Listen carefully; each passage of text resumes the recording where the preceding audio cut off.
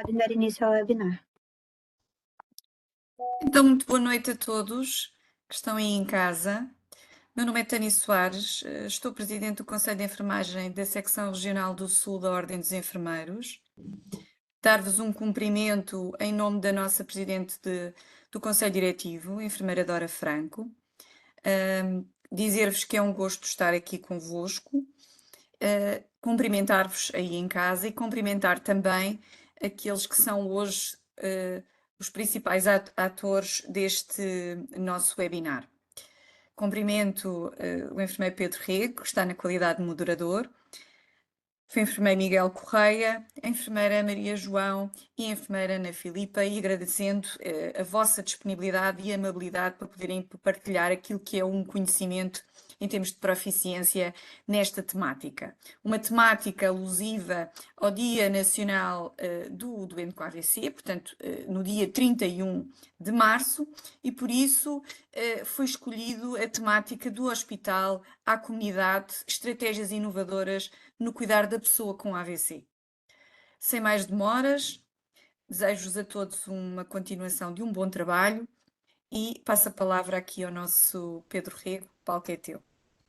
Muito obrigado, Tânia. Boa noite a todos. É com enorme satisfação que vos dou as boas-vindas a este webinar dedicado ao acidente vascular cerebral. Antes de mais, portanto, uma palavra de profundo agradecimento à Sra. Presidente do Conselho Diretivo da Secção Regional Sul da Ordem dos Enfermeiros, Sra. Enfermeira Dora Franco, e à Sra. Presidente do Conselho de Enfermagem, Tânia Soares, por terem aceito o meu repto e o desafio e terem incluído, portanto, este tema do AVC nos temas a abordar nos ciclos de webinar promovidos, portanto, pela Secção Sul da Ordem dos Enfermeiros.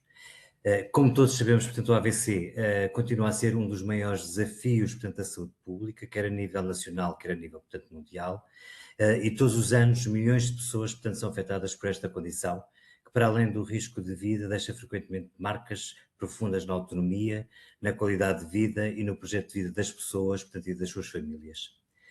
De acordo com a Organização Mundial de Saúde, registram cerca de 12 milhões de novos casos de AVC, portanto, por ano, sendo esta patologia uma das principais responsáveis pela incapacidade adquirida no adulto.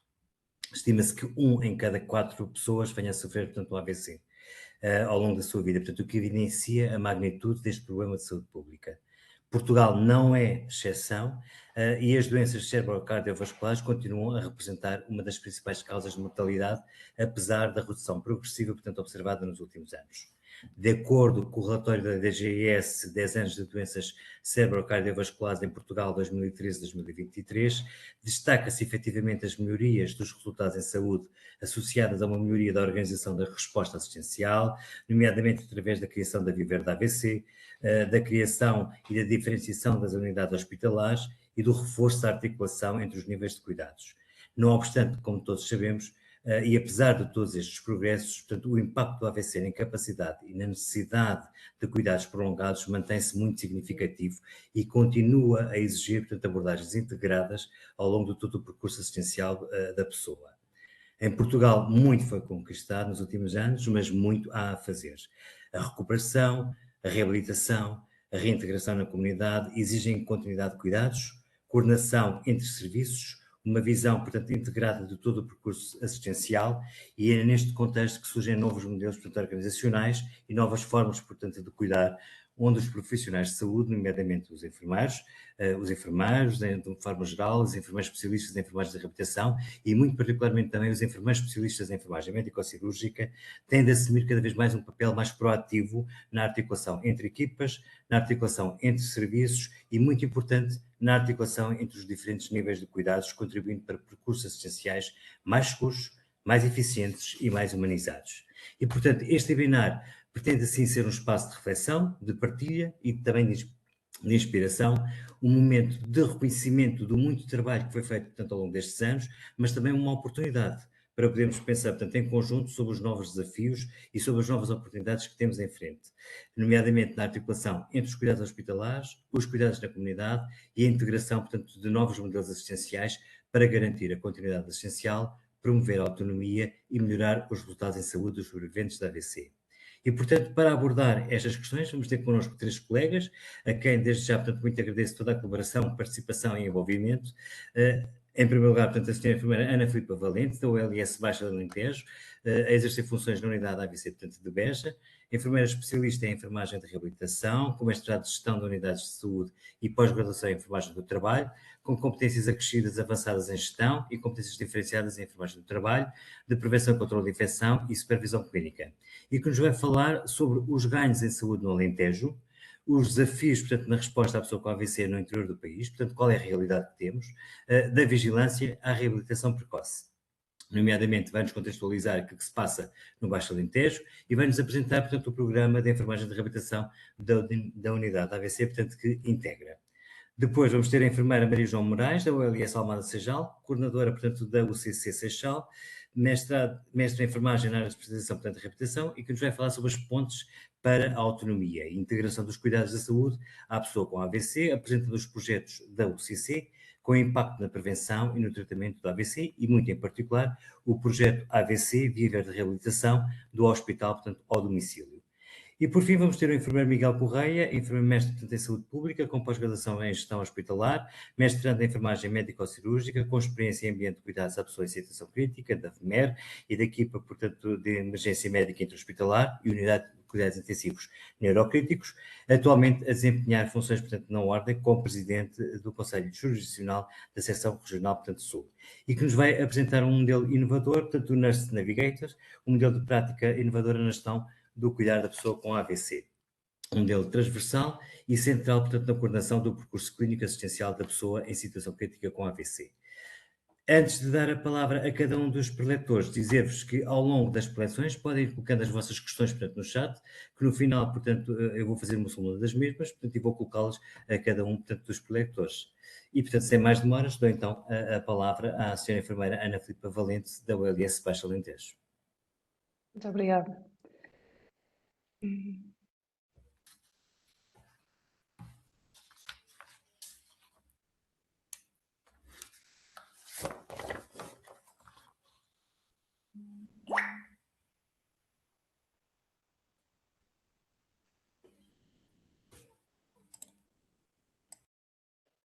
Espero que já possam estar a visualizar. Não sei se está tudo ok. Sim, está tudo ok.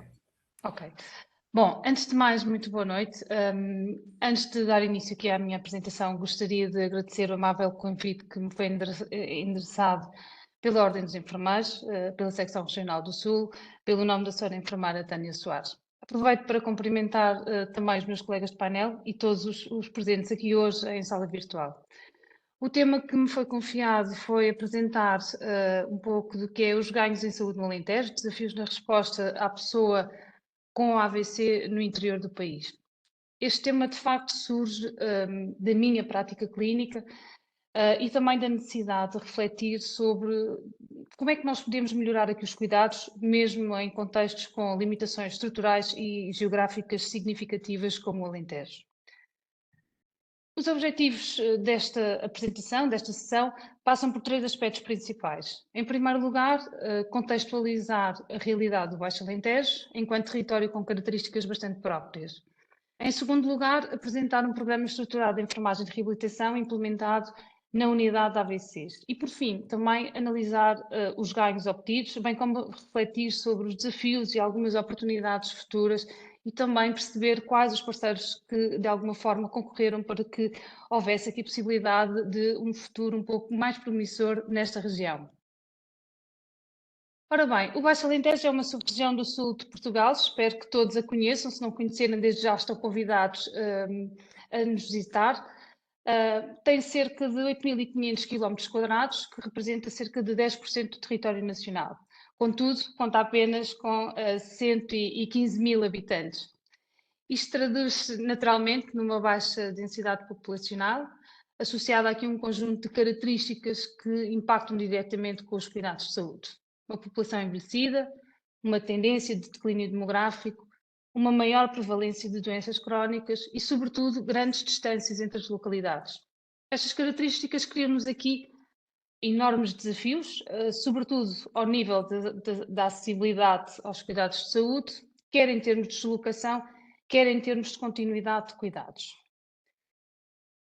Para que possamos compreender verdadeiramente o impacto do AVC, temos que considerar os determinantes sociais de saúde. De acordo com a Direção-Geral de Saúde, os determinantes são aqueles que influenciam as condições de saúde dos indivíduos ou das populações pelo surgimento de doenças, de lesões, de incapacidade ou até mesmo de morte prematura evitável.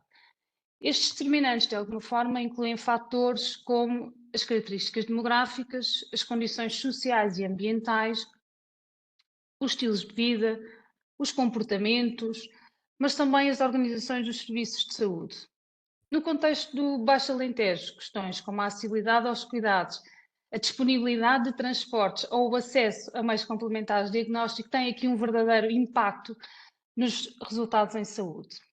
Ou seja, o que pretendo dizer com isto é que o AVC deixa de ser apenas um evento clínico e passa a ser um fenómeno que é influenciado por múltiplos fatores interligados entre si.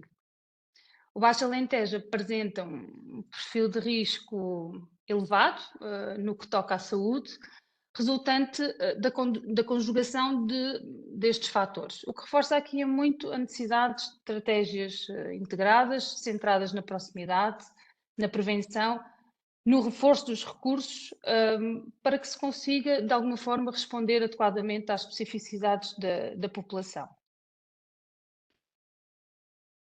Perante este contexto, podemos olhar para esta realidade sobre duas perspectivas. Por um lado, identificarmos os desafios, tais como a dispersão geográfica ou, eventualmente, até a limitação dos recursos, mas, por outro lado, também reconhecer aqui um conjunto de oportunidades, nomeadamente ao nível da inovação organizacional e da otimização dos cuidados. Apesar das dificuldades associadas a este território e também ao perfil da população, é neste contexto muito exigente que podemos realmente marcar aqui a nossa diferença. É através de respostas mais próximas, mais integradas e também mais centradas na pessoa que conseguimos eventualmente deixar a nossa marca.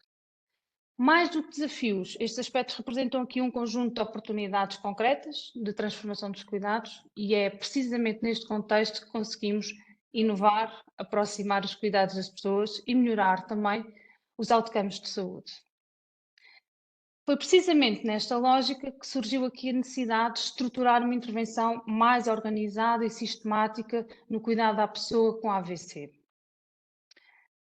Considerando que, partindo do princípio que todos os doentes têm direito a serem tratados numa unidade de AVCs, foram desenvolvidos aqui esforços para que houvesse um reconhecimento formal da unidade de AVCs na Unidade Local de Saúde do Baixo Alentejo, o que até há bem pouco tempo era inexistente. O reconhecimento oficial desta unidade ocorre apenas em dezembro de 2024. Neste sentido, e quase que paralelamente, acabou por ser desenvolvido também aqui um programa de enfermagem de reabilitação dirigido à pessoa com AVC internada nesta mesma unidade. Este programa assentava aqui essencialmente na intervenção do enfermeiro especialista em enfermagem de reabilitação, enquanto elemento central e fulcral ao nível da promoção da recuperação funcional e também da autonomia do doente. Foi sentida aqui uma enorme necessidade de agregar valor em saúde para esta população, até então muito desprovida de muitos recursos. Em 2023, deu-se início então aqui ao diagnóstico da situação, começou a pensar-se no desenho do projeto, até mesmo antes da própria unidade. Em 2024 surge aqui a criação da equipa médica, a identificação do coordenador da mesma, dá-se início aos trabalhos de elaboração de protocolos, instruções de trabalho, treino, formação de equipas, aquisição de material, nem sempre fácil, calculo que em muitos dos hospitais também assim o seja, e começa-se a dar os primeiros passos em termos de intervenção especializada. Em 2025 voltamos a reforçar a formação na equipa e acabamos por começar a recolher os primeiros resultados da intervenção dos enfermeiros de reabilitação. Este ano, 2026, esperemos que seja um ano, esperemos não, vai ser certamente um ano de reajustes, reformulações e perspectivamos que se possa também dar início aqui à consulta de follow-up dos doentes que tiveram internados nesta unidade. Consulta de enfermagem de reabilitação, de follow-up. O objetivo essencial deste programa foi estruturar e implementar um modelo de intervenção precoce de enfermagem de reabilitação nesta unidade e também conseguir aferir o nível de satisfação percebido pelos doentes face à intervenção dos enfermeiros especialistas em enfermagem de reabilitação. Como objetivos específicos, destaca-se a avaliação da funcionalidade dos doentes mediante a aplicação de instrumentos previamente validados, o desenvolvimento de planos de cuidados individualizados, a monitorização de ganhos funcionais e a otimização para a auto-hospitalar. Perspectiva-se também melhorar a continuidade dos cuidados e avaliar aqui a satisfação dos utentes. Em termos metodológicos, baseámos aqui numa abordagem estruturada, inicialmente pelo estabelecimento dos critérios de inclusão e da exclusão, garantindo aqui a adequação dos participantes, ou seja, dos utentes que iriam integrar o internamento nesta unidade. No início do projeto, os clínicos tiveram que se adaptar a esta nova realidade e, sobretudo, os médicos no serviço de urgência, porque teriam que sediar os doentes a integrar na unidade de AVCs, uma vez que os recursos também são escassos. Atualmente, a situação já está a funcionar em pleno e esta dificuldade inicial, neste momento, está completamente ultrapassada. Na altura, estabelecemos também os momentos de avaliação por parte dos enfermeiros de reabilitação, os momentos em que os doentes eram sujeitos a avaliações. E então estabelece que os doentes são sujeitos a avaliações na admissão do internamento, ao 7º dia e no momento de alta, permitindo desta forma acompanhar a evolução do doente durante todo o seu percurso no internamento. Os indicadores foram organizados também em 3 dimensões. Do ponto de vista estrutural, identificaram-se os recursos disponíveis. Em termos processuais, as intervenções que iriam ser realizadas e, do ponto de vista dos resultados, eram naturalmente os ganhos que se poderiam obter com esta intervenção. Este modelo permitia-nos avaliar de forma objetiva o impacto da intervenção do enfermeiro especialista em reabilitação. O plano de intervenção baseou-se na evidência científica disponível, nomeadamente em estudos que viessem demonstrar os benefícios da intervenção precoce da enfermagem de reabilitação na pessoa com AVC. Este programa foi baseado no estudo prévio de outras colegas, também elas especialistas de reabilitação, as quais naturalmente lhe foi solicitada autorização para a utilização da propriedade intelectual e foram realizados os devidos ajustes face ao contexto real onde iria ser implementado. Inclui-se aqui intervenções dirigidas à funcionalidade, à prevenção de complicações e à promoção da autonomia. Este plano de intervenção contempla três fases, sendo que a primeira fase é passível de ser aplicada a todos os doentes admitidos no imediato, desde que haja estabilidade hemodinâmica, naturalmente, e tem como objetivo muito claro que é a minimização de sequelas de imobilidade e de instalação do padrão espástico. Numa fase 2, já os objetivos são diferentes. Nesta fase já se pressupõe que os doentes já tenham alguma mobilidade, já tenham iniciado o levante e que pelo menos já se consigam sentar na cama ou sejam transferidos para cadeira de rodas, cadeirão, pronto. O objetivo nesta fase é essencialmente no desenvolvimento de capacidades para a realização dos autocuidados e numa última fase pretende-se aqui o desenvolvimento de capacidades para a marcha e para o ortostatismo.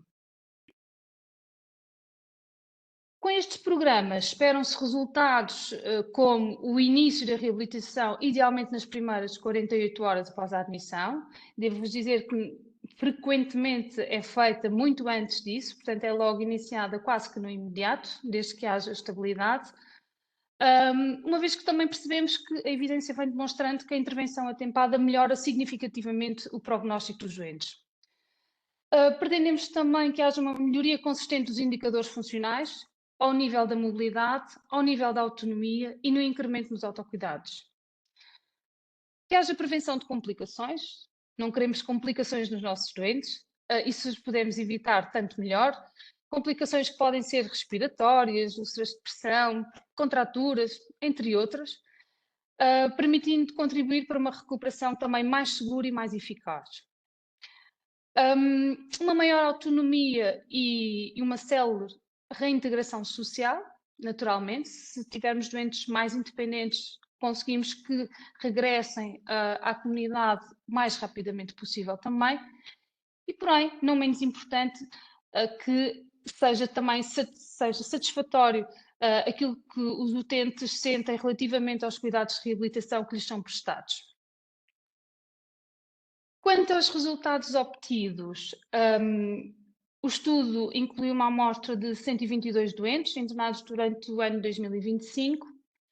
Esta intervenção implicou uma dedicação significativa do enfermeiro de reabilitação, com cerca de 8 horas semanais por doente em dedicação plena.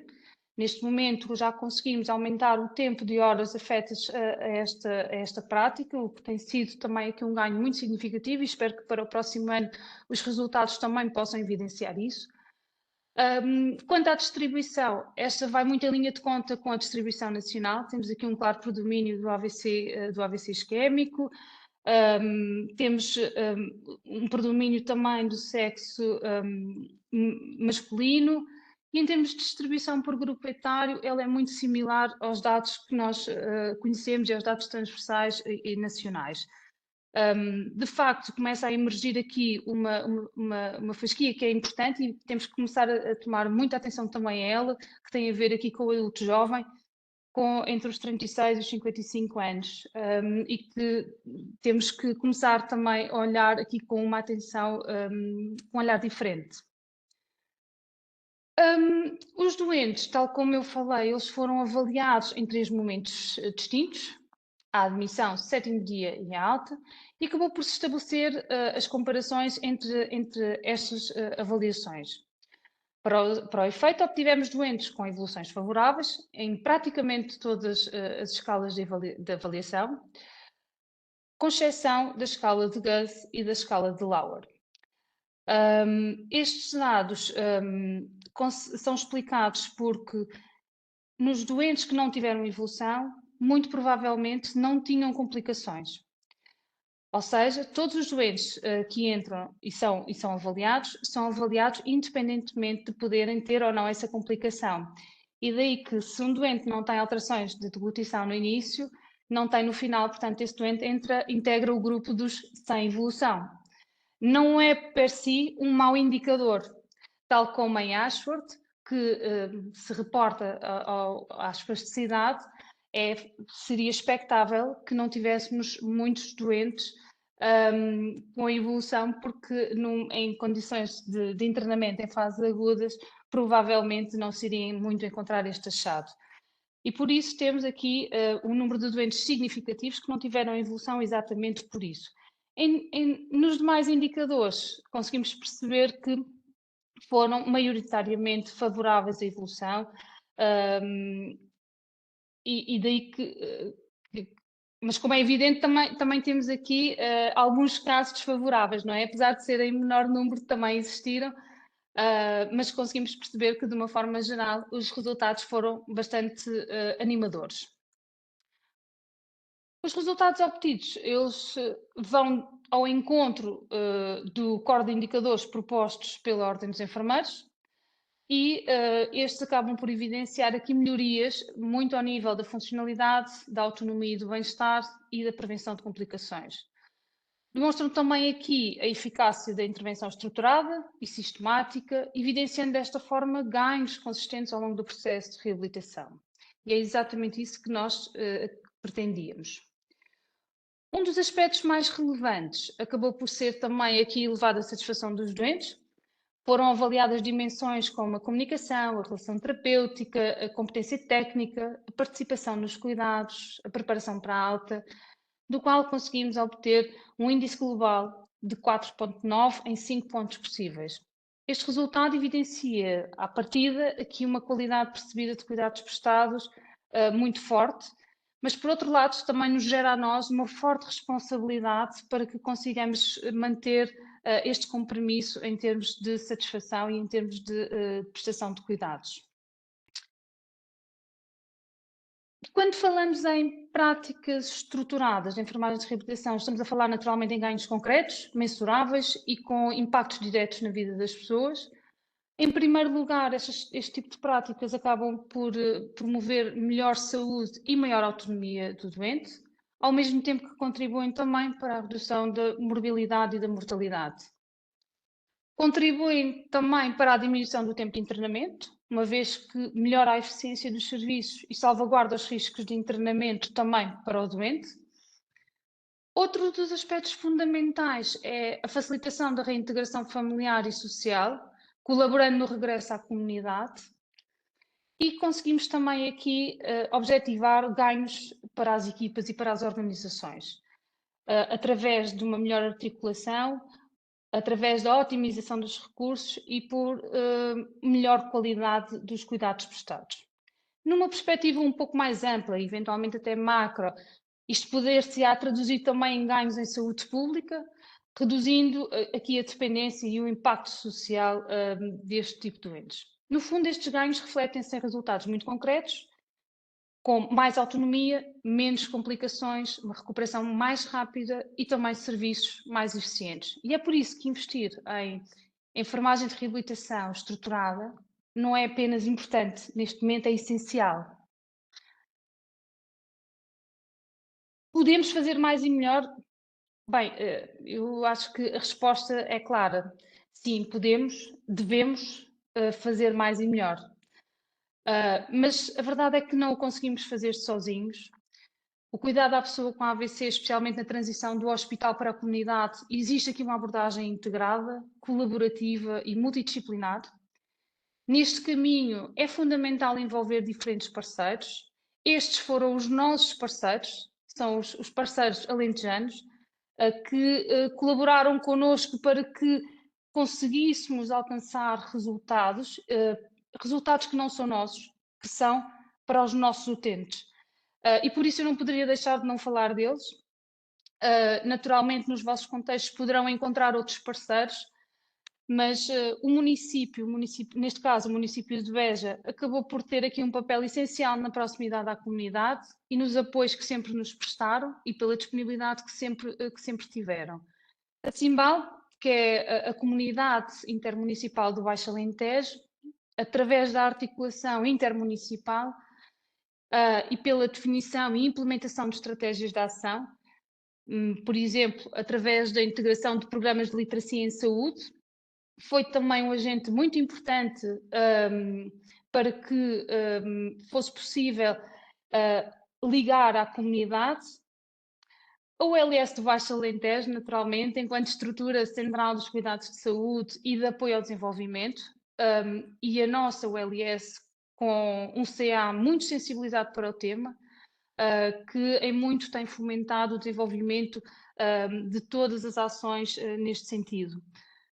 O Núcleo de Enfermagem de Reabilitação, que assume aqui um papel também diferenciador na reorganização interna dos cuidados especializados. Até há bem pouco tempo não tínhamos enfermeiros de reabilitação em tempo dedicado no hospital, no OLS, e neste momento sim, já temos, e já temos muitos projetos a serem desenvolvidos e com resultados extraordinários, e tem sido também muito importante nesse sentido.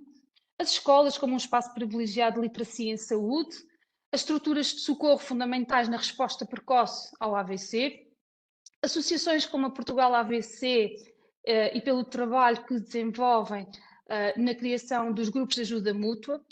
O grupo de ajuda mútua do Beja já é uma realidade, funciona nas instalações da USBA, é uma responsabilidade da unidade de AVCs, agarramos também este projeto e tem sido extraordinário porque é um espaço de partilha onde é permitido dar voz aos sobreviventes e tem sido extraordinário fazer este percurso no GAM. a Ordem dos Enfermeiros e a Sociedade Portuguesa do AVC, que orientam nas boas práticas e muito nas competências científicas, e iniciativas internacionais como a Angels Initiative, que impulsionam aqui muito a melhoria contínua dos cuidados.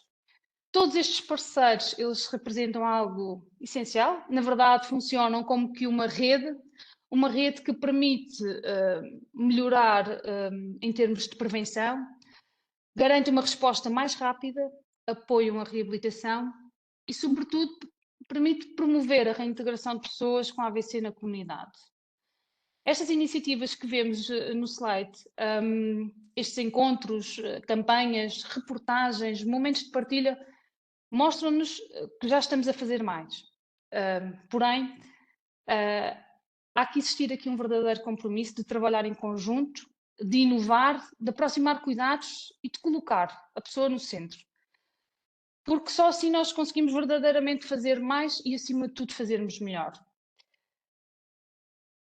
Eu gostaria de falar um pouco sobre a Angels. A Angels teve aqui um papel muito importante naquilo que nós, Unidade Local de Saúde, Baixo Alentejo, conseguimos alcançar, e por isso eu gostaria de partilhar também convosco, para aqueles que não conhecem, para que eventualmente possa surgir na vossa agenda e nas vossas escolhas para decidirem se poderá ser um parceiro ou não. Bem, a Angels Angels Initiative acaba por ser um programa internacional desenvolvido em parceria com organizações científicas de referência, como a European Stroke Organization e a World Stroke Organization, o que lhe confere uma forte base científica e um reconhecimento internacional. A adesão a este programa tem permitido alcançar reconhecimento internacional, nomeadamente através da atribuição de distinções como a classificação de região Angels, para além de outros prémios de qualidade, nomeadamente o Platino Status, o Gold Status, o Diamond, por aí em diante, refletem aqui de facto o compromisso com a excelência na abordagem ao AVC. O Fast Heroes complementa a Angels ao levar a prevenção e o reconhecimento precoce do AVC para fora do hospital e envolvendo a comunidade, atingindo uma população que é muito sensível e que certamente fará a diferença doravante. Eu deixei aqui os links que podem consultar. É deliciosa esta campanha e vale a pena verem, porque de facto é muito, muito interessante. Relativamente aqui aos principais objetivos desta iniciativa, importa destacar que ela centra-se essencialmente aqui na melhoria da qualidade dos cuidados à pessoa com AVC. Desde logo pretende aqui aumentar o número de unidades de AVC certificadas, garantindo que mais doentes possam ter acesso a cuidados especializados e diferenciados. Melhorar a qualidade dos cuidados prestados através da utilização de protocolos, baseados aqui na melhor evidência científica. Reduzir tempos críticos como o tempo porta-agulha, ou seja, é o tempo do início do tratamento, que é um fator determinante no prognóstico dos doentes. Outro eixo fundamental é a capacitação das equipas de saúde, através da formação, simulação clínica, implementação de práticas padronizadas. Bem, para além disto tudo, a iniciativa integra ainda um sistema de monitorização contínua e auditorias, com apoio de ferramentas digitais próprias, que permitem avaliar aqui o desempenho e melhorar os cuidados. Na verdade, trata-se aqui de uma abordagem muito estruturada, baseada na evidência e centrada muito na qualidade.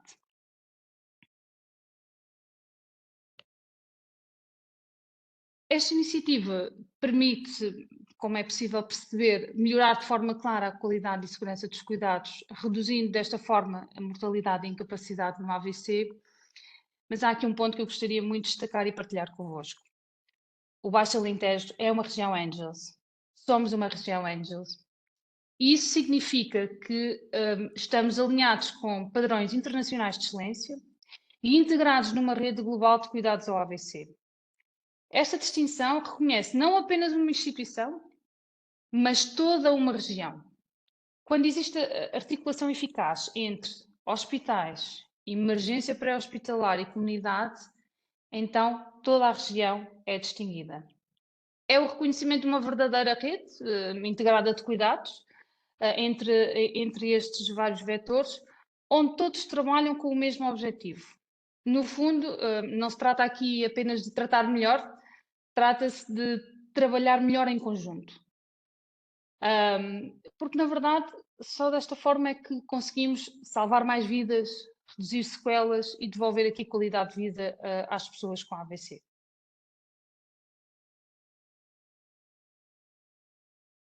O percurso não se esgota aqui. Quando pensamos no futuro, há aqui uma ideia central, é o cuidado ao doente com AVC não termina na alta, de todo. Precisamos é de sistemas que comuniquem, profissionais que colaborem e respostas que garantam continuidade. Isso implica uma melhor articulação entre cuidados, mais acompanhamento no domicílio e uma maior capacitação dos doentes e dos cuidadores. No fundo, mais do que tratar, nós vamos ter que acompanhar estes doentes.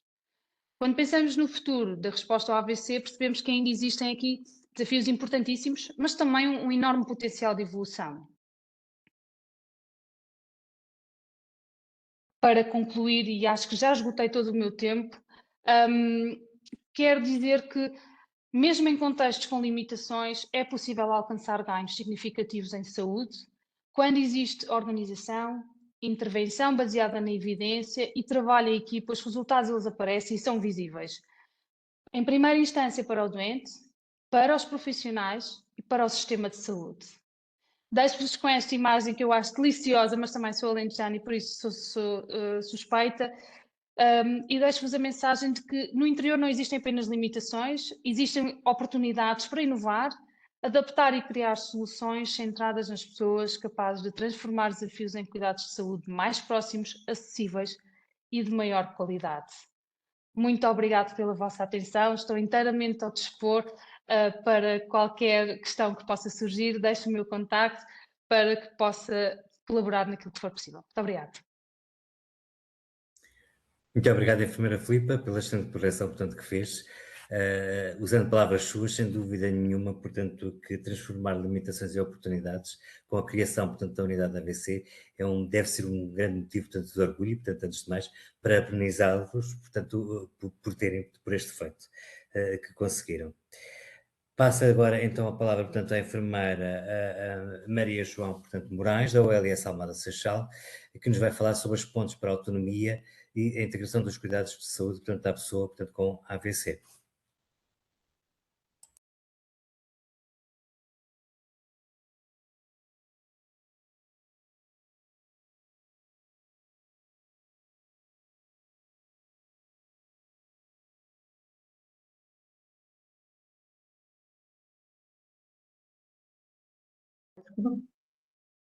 Estou a conseguir partilhar a tela. Sim. Boa noite a todos que estão aqui e agradeço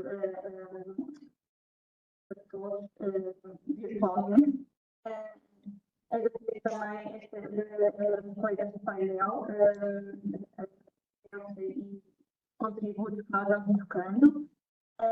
E também agradecer a OLS Almada da secção geral sul da Ordem de Enfermeiros, eu sou a enfermeira Tânia. O tema que vos trago, peço desculpa, estou aqui. O tema que vos trago hoje é a integração de cuidados da saúde. Apresentou anteriormente, quando o doente vai para casa. Mas eu queria dar primeiro uma perspectiva da nossa unidade local de saúde e da área onde trabalho especificamente. Uma das unidades estou coordenada, vou falar das duas, mas gostava de dar uma perspectiva um bocadinho diferente. A unidade local de saúde Almada Seixal, fica na margem sul do Tejo, é composta por duas unidades, uma em cada concelho, uma no concelho de Almada e outra no concelho de Seixal. E a nossa intervenção é essencialmente comunitária, uma intervenção em grupos. Pedimos desculpa, senhora enfermeira Maria João, mas não se está a conseguir perceber bem, o som não está nas melhores condições. tem algum dispositivo ligado que não dê para conseguirmos ouvir bem? Não está com... Não tem nada. Veja, por favor.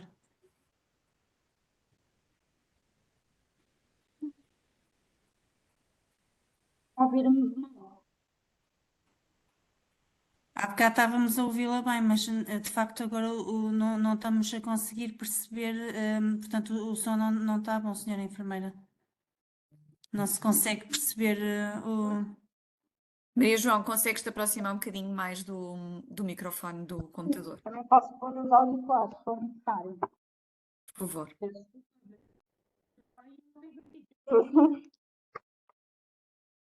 Obrigada. Não sei se me conseguem ouvir melhor. Muito melhor. Boa. Eu peço desculpa por esta alteração. Queria-vos só dar uma ideia um bocadinho contrária ao que a colega apresentou há pouco.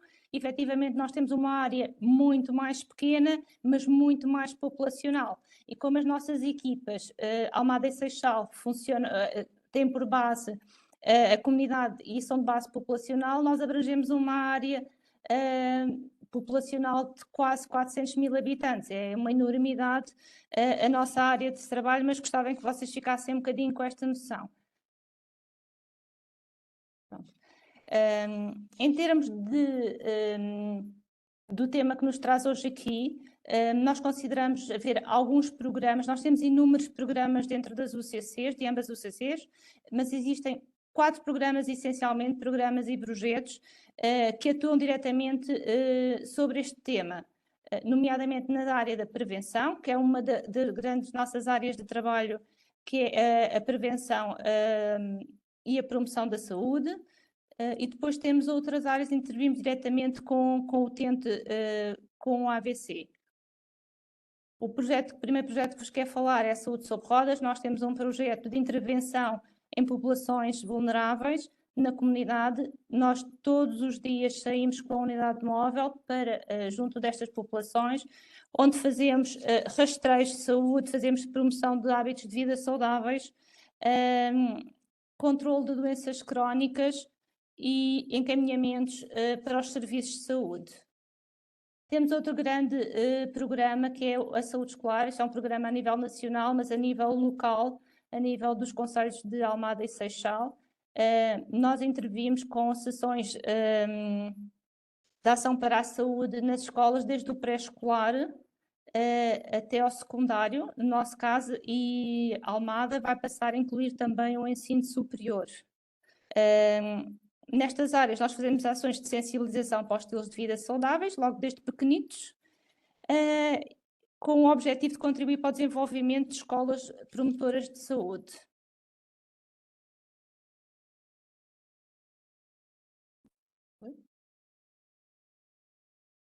Peço desculpa, estou aqui com os problemas. Temos também um programa específico que é o Formar para Cuidar. É um programa que contempla a formação de cuidadores formais das IPSS do concelho. Estes cuidadores formais são os cuidadores que cuidam de pessoas no domicílio, pessoas dependentes e idosos, e nós fazemos a sua capacitação. Temos também projetos de formação na área do cuidador informal, mas é um bocadinho mais difícil de operacionalizar porque estes cuidadores estão muito ocupados a cuidar e muitas vezes não têm quem os substitua. Neste aspecto é um bocadinho mais difícil de dinamizar. E depois, por fim, queria-vos falar noutra área de abrangência e aqui mais direcionada, no fundo, às pessoas acometidas da AVC, que são as equipas de cuidados continuados integrados, onde fazemos apoio domiciliário a pessoas com uma situação de doença pós-aguda, e que não se conseguem deslocar aos serviços domiciliários. Só para terem uma noção, as nossas equipas Almada e Seixal contemplam em Almada 40 vagas de SCCI e no Seixal 45. No ano de 2025, nós acompanhamos 49 utentes com diagnóstico de AVC no âmbito da reabilitação. Em cada uma das UCCs temos 3 enfermeiros de reabilitação e 2 fisioterapeutas. 63% destes utentes tiveram melhoria funcional alta, 8 deles foram referenciados pelas unidades funcionais dos cuidados de saúde primários, ou seja, das suas equipas de família, e 41 utentes referenciados pelo HGO. E aqui é que se levantou a questão que nos traz, no fundo, hoje aqui, que é o Hospital Garcia Dorta tem, no mesmo ano de 2025, mais de 900 internamentos de utentes com o diagnóstico de AVC. E o que é que isto nos fez pensar em equipa? Em equipa de cuidados de saúde primários e em equipa hospitalar.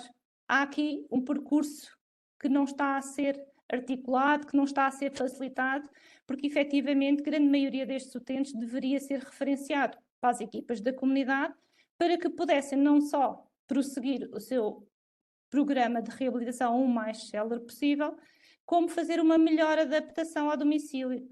Foi isto, no fundo, a base da nossa questão inicial, que foi porque é que um número tão baixo de utentes acompanhados pelas equipas de cuidados continuados, quando existe um número tão elevado de utentes com AVC e com alta clínica a aguardar respostas de reabilitação.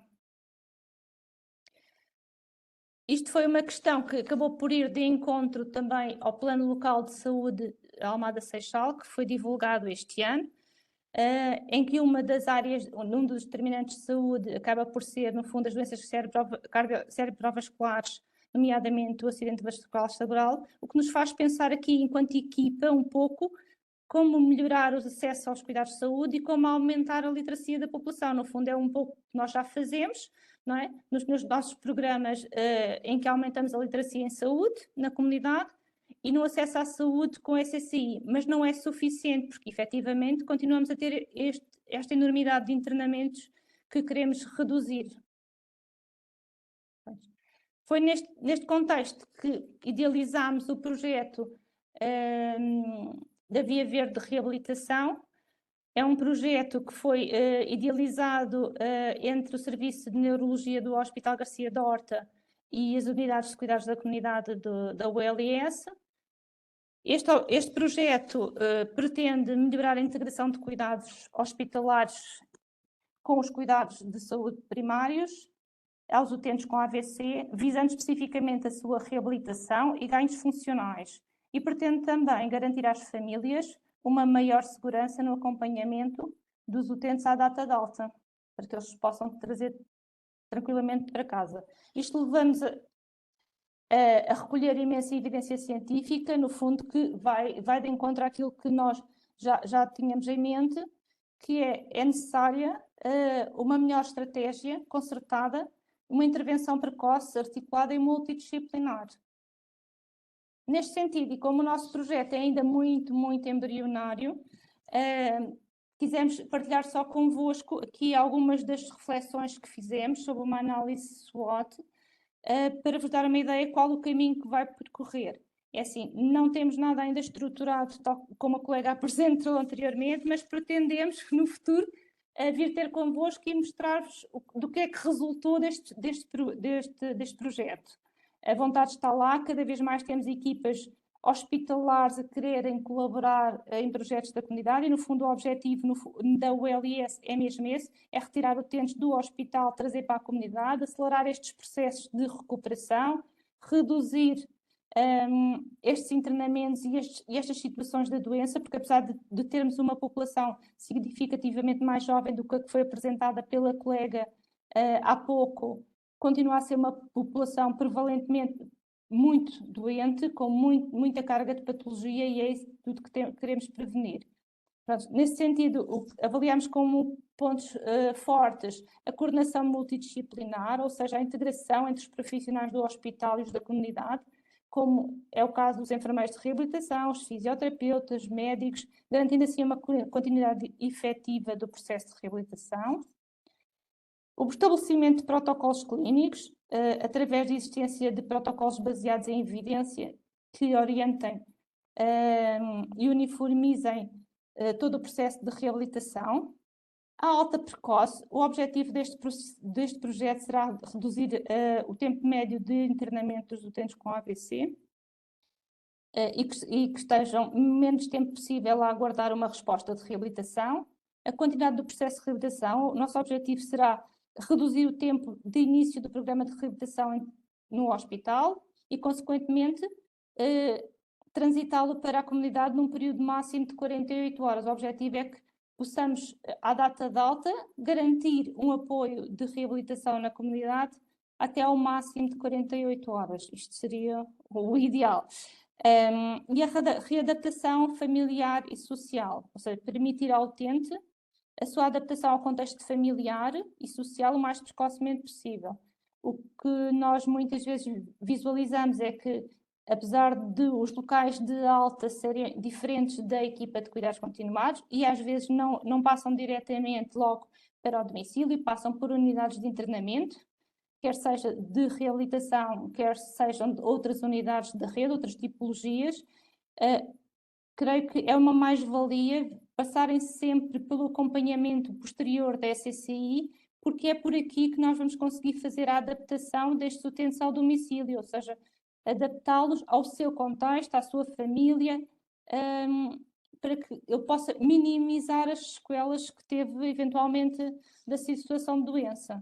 Como pontos fracos, identificámos a articulação que existe ou existia um pouco entre o hospital e os cuidados de saúde primários, os recursos humanos e transportes restritos, e efetivamente continua a ser uma evidência a escassez de enfermeiros de especialidade de reabilitação, de fisioterapeutas, bem como de transportes para acompanhar estes utentes no domicílio. A falta de sistemas de monitorização integrados, apesar de já termos um sistema único de informação, o S-Clínico, ainda é muito fragmentado, não é facilitador da visualização de todo o percurso do utente, portanto, muitas vezes perde-se a informação pelo caminho, e a dependência excessiva da referenciação hospitalar. Ou seja, como vimos há pouco, como eu mostrei há pouco, a maioria destes utentes é referenciado pelo hospital. Portanto, se houver aqui um entrave no hospital nesta referenciação, este processo vai ficar todo muito mais fragilizado. Em termos de oportunidades, identificámos o desenvolvimento de programas comunitários de reabilitação, não só este projeto que estamos agora aqui em desenvolvimento, mas também eventualmente outras iniciativas de reabilitação na comunidade, como a descentralização de alguns serviços que já têm vindo a acontecer na nossa ULS, em que algumas consultas exclusivamente hospitalares já têm passado para a comunidade. Pode também ser uma oportunidade aqui para algumas destas áreas, nomeadamente da reabilitação, passarem para a comunidade e ficarem mais próximos dos utentes.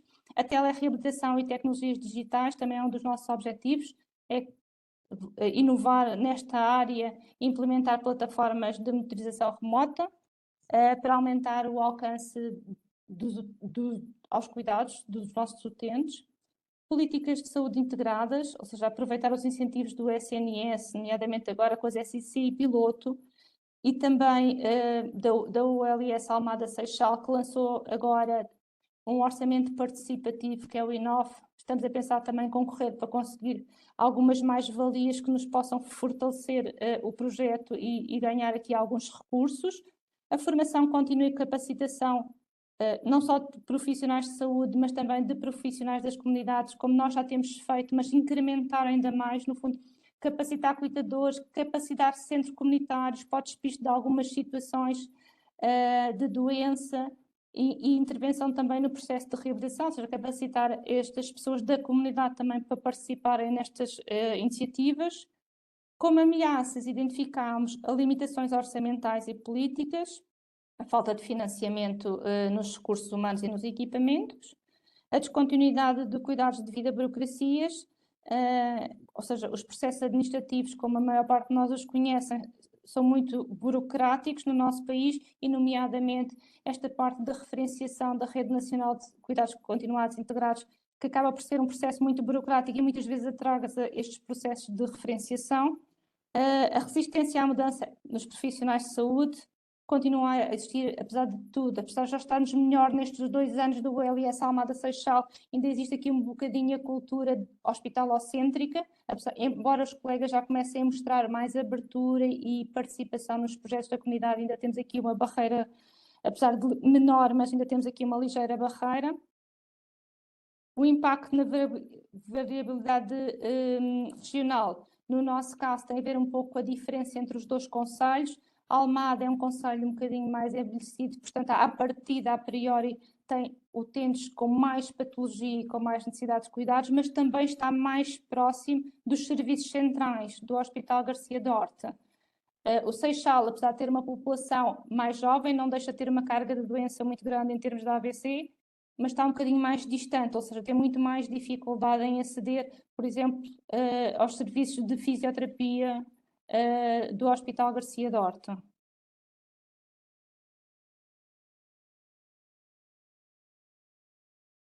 Em resumo, queria só deixar-vos aqui a nota de que acreditamos que as políticas de saúde numa área do AVC deverão passar muito pela promoção da saúde e prevenção de hábitos nocivos, como temos vindo a falar, e a articulação entre o hospital e a comunidade é essencial para reduzir o tempo de recuperação e o aumento da qualidade de vida destes utentes. Estas abordagens fortalecem em muito o aumento da qualidade de vida. Queria só deixar aqui alguma bibliografia que consultamos para este projeto. Agradecer a vossa atenção, deixo aqui o meu contacto, estarei disponível para qualquer questão que queiram colocar. Obrigada. Muito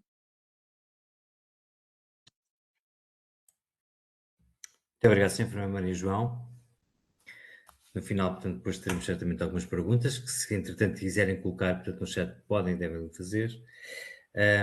E passamos então, portanto, ao enfermeiro Miguel Correia, enfermeiro mestrado em enfermagem médico-cirúrgica, que nos vai apresentar, portanto, o modelo do Nurse Navigator.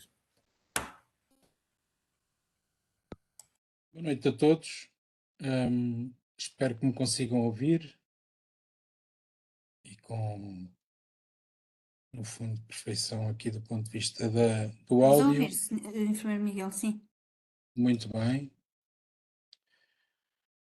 Agradecer aqui à Tânia Soares todo o trabalho que tem desenvolvido do ponto de vista da dinamização destes webinars e dar aqui também a articulação, obviamente, com o Conselho Diretivo Regional e dar também aqui os parabéns pela escolha do tema, não pela minha escolha para vir falar disto, mas pela escolha do tema, porque me parece um tema que diz respeito a todos os enfermeiros em todas as áreas e ambientes de cuidados e que, no fundo, todos serão sempre poucos no sentido de identificar situações de deterioração e situações de acidente vascular cerebral ou de acidente isquémico transitório nas pessoas que cuidamos, muitas vezes até em ambientes que não fariam supor que poderiam ter uma pessoa poderia sofrer um AVC. Mas a verdade é que os AVCs acontecem e acontecem muito em Portugal, são a terceira causa de morte e são a terceira causa de morbilidade e nesse sentido é um problema de elevada magnitude. Foi bem acolhida a minha sugestão de ser, no fundo, a minha apresentação não ser das primeiras. Porquê? Porque depois destas duas brilhantes apresentações, quer da Ana, quer da Maria João, esta apresentação vai colar ambas. E vai colar ambas com uma figura que também cola com o modelo de prática que é do Nurse Navigator, que é uma figura e um modelo de prática muito pouco usual nestas áreas da emergência, muito pouco usual nesta área digamos assim, das morbilidades ou dos estados mórbidos crónicos, embora comece a despontar nessas áreas. E foi engraçado ver nos desafios futuros que a enfermeira Ana nos apresentou, de facto, a figura do Nurse Navigator, sem ela, no fundo, nos dizer que aquilo é um navegador da enfermagem ou um gestor de doente, como às vezes em Portugal nós costumamos dizer. Em termos de sumário, vou-vos aqui fazer um pequeno estudo do estado da arte em termos de unidades locais de saúde e um pequeno estudo sobre como é que os direitos das pessoas que cuidamos e que se entregam aos nossos cuidados está a ser, de facto, materialmente efetivado no dia-a-dia, no cotidiano dos serviços e das organizações. falar muito pouco sobre acidente vascular cerebral, no sentido em que, sem prejuízo de ser a estrela, no fundo, já falámos bastante, e vou-me dedicar a um estudo de evidência sobre esta prática profissional do Nurse Navigator, que em Portugal já começa a ter alguns locais, a ser aplicado em alguns locais com grande sucesso, nomeadamente na área da oncologia, aliás, muito ligada a essa área, mas também ligada à área da hospitalização privada, e depois discutir aqui convosco a viabilidade deste modelo de prática em Portugal, neste caso no SNS. Do ponto de vista de preliminares, ou seja, de tudo aquilo que é o contexto macro e micro deste modelo de prática em Portugal, sabemos, e todos nós damos resposta àquilo que é o direito fundamental de proteção da saúde, e realizando-se através de um serviço de saúde, Serviço Nacional de Saúde, universal e geral, incumbindo aqui ao Estado a garantia de acesso a todos os cidadãos a tratamentos, a diagnóstico e tratamento oportuno e em tempo oportuno e de forma adequada. Nesse sentido, devemos assegurar em todas as instituições de saúde, sejam públicas ou privadas, os adequados padrões de eficiência e qualidade, sendo que ele vai sempre, esta delimitação jurídica da lei fundamental portuguesa tem duas prerrogativas importantes. Existência de políticas de promoção e proteção da saúde e de prevenção da doença, por conseguinte, aquilo que a Maria João falava há pouco, a melhor forma de prevenir um AVC é apostar, de facto, na prevenção e na promoção de estilos de vida saudáveis e, pasmem-se, a articulação entre níveis de cuidados, entre os níveis de cuidados de saúde primários e os cuidados de saúde hospitalares e todo o setor terciário. Na verdade, se nós pensarmos muito bem e se formos um pouco mais à frente, percebemos que toda esta delimitação jurídica daquilo que são os alicerces, digamos assim, das nossas prestações de cuidados diárias no cotidiano das unidades de saúde, percebemos que, no caso do Serviço Nacional de Saúde, que é entendido como o conjunto organizado e articulado de estabelecimentos e serviços e unidades públicos prestadores de cuidados de saúde, seja por força do financiamento, seja por força também da gestão e da sua prestação. A verdade é que a Lei de Bases de Saúde diz-nos que, entre outros, nomeadamente, a universalidade, o ser geral, tendencialmente gratuito, a atuação no Serviço Nacional de Saúde tem que respeitar uma integração de cuidados e a sua organização e funcionamento deve respeitar também a articulação entre os diferentes níveis de cuidados e em rede. Para quê? Para que haja justiça social, para que haja equidade, ou seja, tratarmos aquilo que é diferente de forma diferente e tratarmos aquilo que é igual de forma igual. Não fazer isto é falhar ao país, é falhar aos cidadãos e é falhar à própria profissão, no sentido em que, linkados, ou seja, conexos com isto, está outro princípio que é a qualidade e a proximidade. E entendo que, do ponto de vista prático, a qualidade e a proximidade vão sempre aqui, de uma forma sistematizada, visar prestações de saúde efetivas, ou seja, vamos procurar eficácia, eficiência, mas também qualidade e segurança, através de quê? De proximidade e disponibilidade para conseguirmos, com as pessoas que se entregam aos nossos cuidados, procurar as melhores soluções naquilo que é entendido como o projeto de vida e a promoção da melhor qualidade de vida possível. Nesse sentido, aqui o objetivo, com a primeira criação da Unidade Local de Saúde, que foi criada em Matosinhos, em 1999, a intenção do legislador, que neste caso foi o Ministério da Saúde, foi, reparem bem, melhorar a prestação de cuidados de saúde neste Serviço Nacional de Saúde. Através do quê? Através da criação de condições que favorecessem uma melhor gestão das instituições, serviços e unidades, mas também uma melhor articulação das instituições entre si e com outras instituições na mesma área geográfica. Ora, esta intenção do legislador, que no fundo temos sempre que ter aqui a noção de que é um conjunto, um princípio são conjuntos e princípios e fatores que podem motivar a própria lei, levou anos mais tarde, mais recentemente, mais contemporaneamente, a uma generalização deste modelo que estava aplicado e constituía a realidade de 8 unidades locais de saúde em Portugal, e generalizaram-se a mais 31, criando de novo em 2024, aquela que foi apelidada como uma das maiores reformas na organização do SNS desde a sua criação.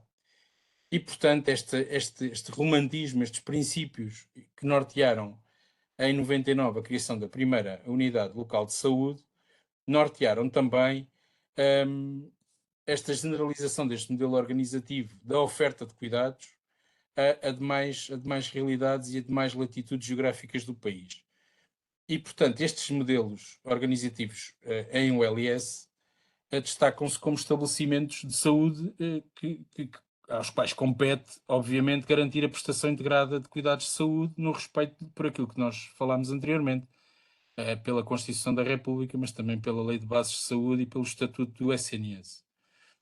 20 anos depois, mais grosso modo, 20 anos depois da criação da primeira, surge mais 31 unidades. E do dia para a noite, a verdade é que, após Matosinhos, aplicámos em todo o país este modelo. E este modelo tem só um objetivo, uma meta, um desidrato, se preferirem, que é foco na pessoa, cuidados centrados nas pessoas e famílias, através de uma resposta que é integrada, articulada e em rede. Esta refira-se o que se pretendia com esta política e com esta generalização deste modelo e desta oferta de cuidados. Pressupõe também aqui que nesta generalização do modelo, como podem ver, a intenção sempre do legislador era amadurecer os potenciais benefícios que teríamos obtido com as primeiras realidades. Mas será que iriam continuar? Vejamos. Este amadurecimento do modelo organizativo permite a estas ULS beneficiar aqui de novos mecanismos e novos instrumentos, novos recursos de gestão, nomeadamente uma estratificação pelo risco, que identifica a distribuição da carga de doença, ou seja, a sua prevalência nas diferentes populações, sistemas de informação que potenciem a integração de cuidados, como o registro de saúde eletrónico único, incentivos de desempenho, através de criação de novos modelos de gestão, seja em centros de responsabilidade integrada, seja através de centros de referência, outros, nomeadamente vocacionados para as carreiras, ter aqui também um foco nos resultados e na criação de valor, modelos inovadores de prestação de cuidados, baseado em equipas que assumam compromissos centrados na resposta às pessoas, com um especial destaque às unidades de saúde familiar e às unidades de cuidados na comunidade no âmbito dos cuidados de saúde primários. A verdade é que eu fico aqui, sublinho, esta perspectiva de modelos inovadores de prestações de cuidados, porque entende-se que este modelo do Nurse Navigator aplicado aqui ao contínuo assistencial e à oferta de cuidados de um percurso integrado da pessoa com AVC pode aqui, de facto, potenciar ganhos reais em saúde, além de potenciar ganhos reais para a própria profissão, mas isso podemos chegar lá mais à frente. A verdade é que esta criação de 39 unidades locais de saúde com natureza de entidades públicas empresariais tinha algumas intenções claras que eu vos coloco aqui neste diapositivo. Obviamente que a intenção do legislador, o que é que se entende por isto, é sempre um critério de interpretação subjetivo, jurídico, que busca identificar o objetivo, a vontade ou o propósito real de quem criou esta norma. Neste caso, o Ministério, aqui, nesta generalização, estamos a falar da presença do Conselho de Ministros, neste caso, Governo, no momento da sua elaboração, e, portanto, aqui esta generalização e tudo aquilo que está subjacente à mesma é uma tentativa de responder ao aumento das necessidades em saúde e de bem-estar da população associados, nomeadamente ao envelhecimento e inverno demográfico, à elevada carga de doença crónica, com plurimorbilidade, assim como às crescentes exigências e expectativas que exigem e obrigam o SNS a reformas e a refundar-se em alguns aspectos, como ouvimos, por exemplo, no caso do INEM. mas que continue a oferecer acesso a cuidados de qualidade e seguros e a promover a eficiência na prestação de cuidados de saúde, fomentando modelos de organização e funcionamento que sejam de facto, que sejam de facto valorizados e de valor para as pessoas. Em suma, e porque não vos quero maçar com isto, não é este o meu foco, as unidades locais de saúde passaram a assumir de forma integrada a responsabilidade pela prestação de cuidados de saúde primários, hospitalares, pela articulação com a Rede Nacional de Cuidados Continuados Integrados e pelo cumprimento dos direitos que falei há pouco, fundamentais e conexos de acesso e à utilização eficiente dos recursos públicos em saúde. Na verdade, isto também tem sido assumidamente que uma integração vertical desta forma, que agrupou a SES com hospitais e faltaram só os setores terciários, mas enfim, a rede e a gestão da rede também ficou nas ULS, apesar de estar, obviamente, sob a égide da direção executiva do SNS, tem também aqui é por muitos considerada, como se pode ver aqui nesta notícia do Público, é um modelo fundamental para fazer face às pressões económicas atuais de dificuldades de financiamento e de criação de valor com restrição orçamental. A verdade é que, apesar de não assistirmos a um grande consenso no que respeita às suas vantagens, foi escolhido este modelo de prestação e é apontado como uma mais-valia na redução e contenção da despesa em saúde, com prémios para os profissionais de saúde, ou ganhos efetivos para os profissionais de saúde, que é eles aderirem a esses novos modelos de gestão. Mas havia aqui alguns desafios e algumas tensões que nós já conhecíamos e que um grupo de trabalho criado na esfera do próprio Ministério da Saúde para definir a proposta de metodologia de integração dos níveis de cuidados de saúde para Portugal continental, neste caso em ULS, a verdade é que dá-nos aqui algumas dimensões de como esta integração pode ser alcançada. Portanto, estes autores dizem-nos que a integração alcança-se em sintonia com 4 dimensões: clínica, financeira, administrativa e sistémica, sendo que aqui aquilo que importa para mim, para a discussão que poderemos ter, é aqui uma criação de um Sistema Nacional de Gestão de Referenciações em Saúde que seja uma alternativa ao modelo atual, que suporta-se na referenciação médica e entre médicos, na aplicação de normas, guidelines e protocolos clínicos, isto na dimensão clínica, mas acima de tudo na introdução do conceito de gestor do doente, que é um pouco em contraposição com aquilo que a enfermeira Ana nos falou do gestor de caso na iniciativa Angels. E, portanto, se percebermos aqui na dimensão sistémica que a criação de estruturas de integração com o reforço de uma cultura organizacional integrada e um planeamento estratégico comum, alcançados até aqui nas apresentações, quer da Maria João, quer da enfermeira Ana, percebemos que é a parte que falta, é a cola que falta. E essa cola pode ser dada até, do ponto de vista prático, pelo Nurse Navigator, uma vez que a multiplicidade de mecanismos de transição do doente nesta rede, neste contínuo assistencial e na rede de cuidados de saúde, neste percurso integrado, se preferirem, explica-se aqui por uma íntima relação entre a organização deste sistema de saúde de cada região, porque há assimetrias relevantes nas regiões, mas cujos objetivos aqui da referenciação devem estar bem definidos, ou seja, este tal sistema de referenciações em saúde a ser criado deve estar bem definido e não deve ser apenas e só, bem sei que os enfermeiros em alguns casos podem e devem e fazem referenciações, mas de uma forma, em termos de volume, não é o grosso e não é de facto, o sistema de referenciação não responde tanto a essa questão do ponto de vista da enfermagem. Mas, do ponto de vista da eficiência, a verdade é que após a criação destas ULS, de 8 ULS após 99 e depois da sua generalização, ou num estudo aqui exploratório, foi-se analisar de que forma é que elas eram eficientes do ponto de vista quer do utente, quer do ponto de vista económico ou financeiro. E a verdade é que Cruz e outros autores foram estudar 5 LS e chegam a algumas conclusões que me parecem interessantes para nós depois discutirmos uma vez que parece estar aqui indiciado que este modelo de governação não aporta o valor acrescentado que teoricamente previa, ou que teoricamente se prevê, ou seja, a realidade não corresponde bem à expectativa e ao romantismo do legislador, e o modelo organizativo em OLS não traduz na prática ganhos económicos e em saúde, ou seja, não traduz eficiência económica e não traduz eficiência clínica.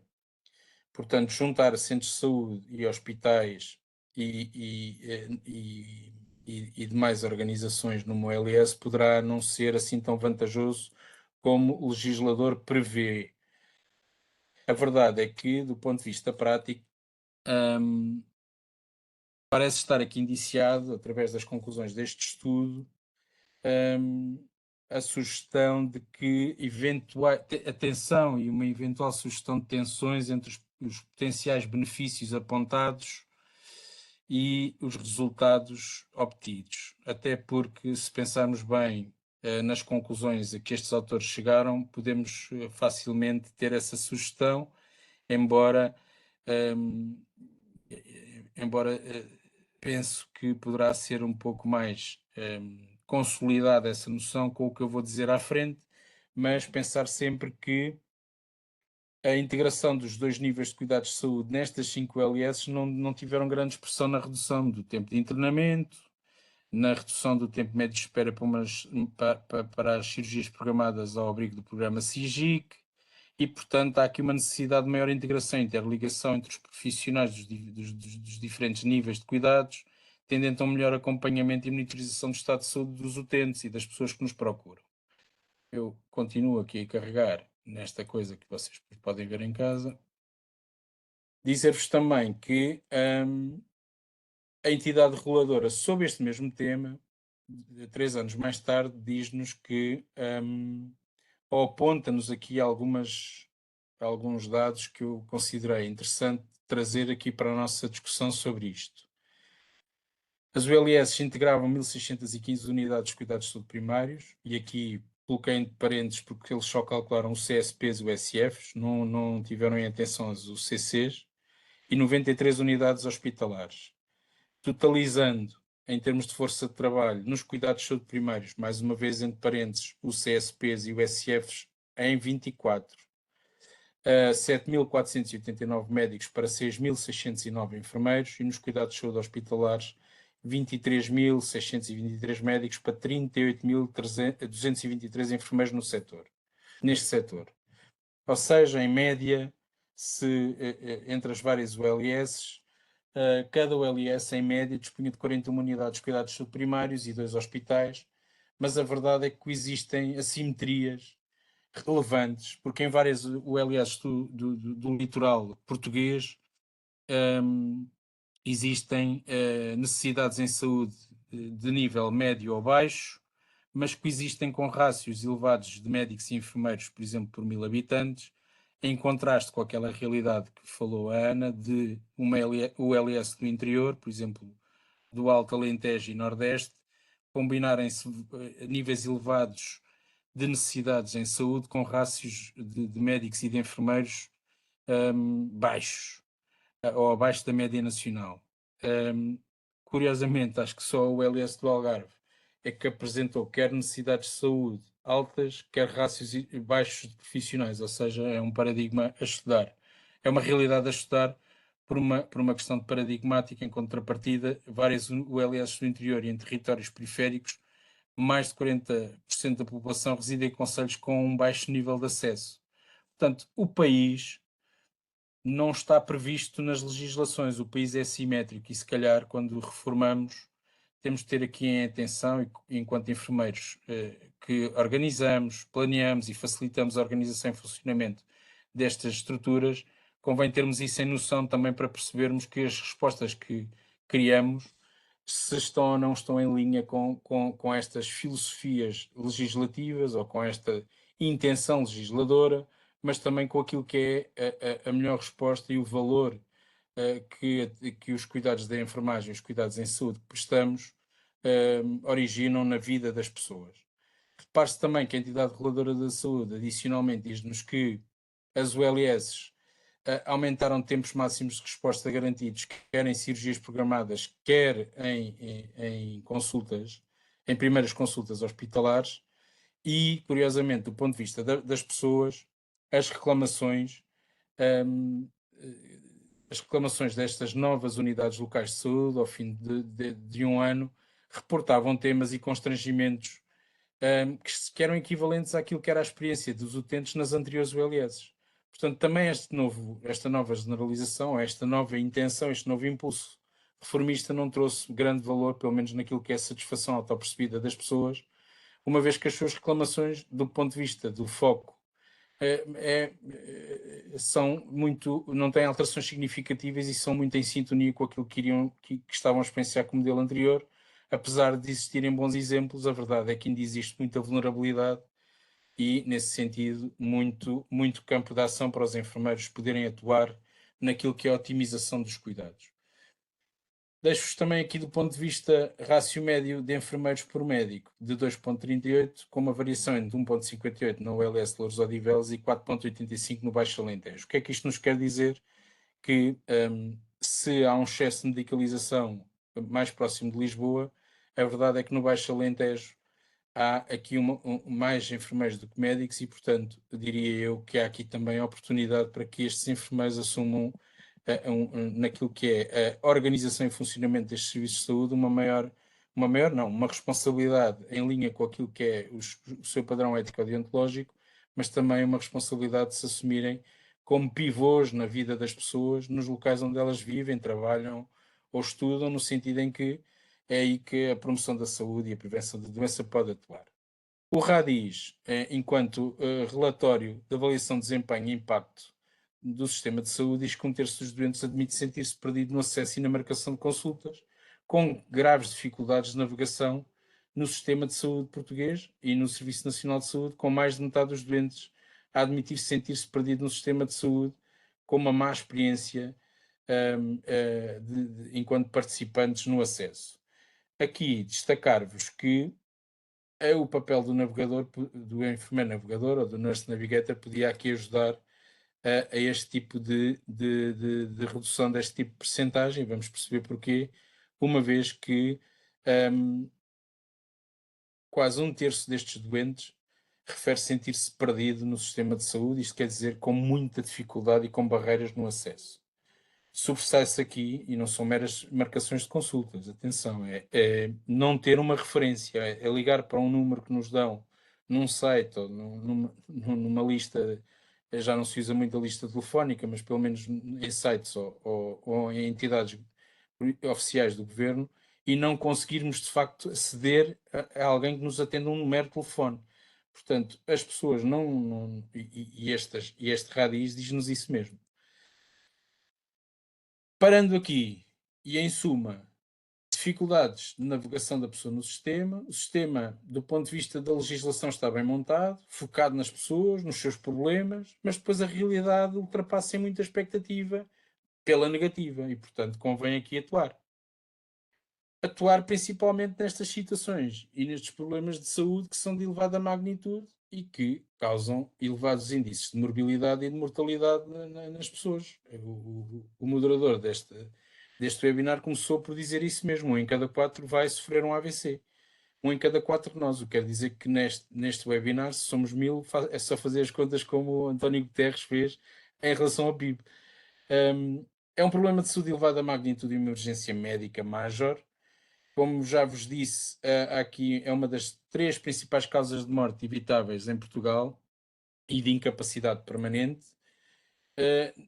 Maximizada e otimizada essa tendência decrescente na morbimortalidade, quer por uma estratégia nacional organizada através da Via Verde do AVC, quer também com melhorias verificadas tecnológicas e melhorias terapêuticas dirigidas à fase hiperaguda, quer do ponto de vista farmacológico, quer do ponto de vista da intervenção endovascular, como também uma melhor organização e funcionamento dos cuidados de saúde hospitalares e pós-alta, como verificámos hoje aqui com as 2 apresentações anteriores. Será que eles funcionam de forma articulada? Do que estivemos a ouvir, parece que não, mas neste contexto importa perceber de que forma é que o Nurse Navigator e o seu modelo de prática pode ajudar. e pode ajudar porque esta figura emerge como resposta à crescente complexidade de cuidados e a uma necessidade de respostas inovadoras, e, portanto, é uma proposta concreta para operacionalizar os princípios da enfermagem e os princípios, como vamos ver, da enfermagem especializada e enfermagem avançada.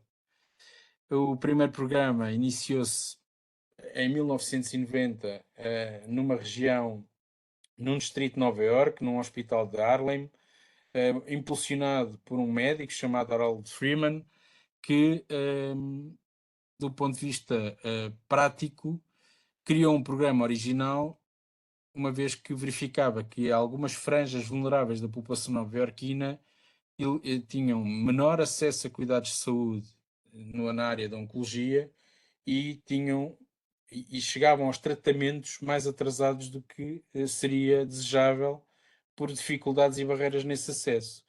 Criou-se então aqui uma rápida transição de um modelo de Patient Navigator, ou seja, de navegador, o paciente navegador num sistema, para Nurse Navigator, ou seja, porque a pessoa que ajuda a esta navegação no sistema, o profissional responsável por essa navegação, tem algumas particularidades que importa discutir.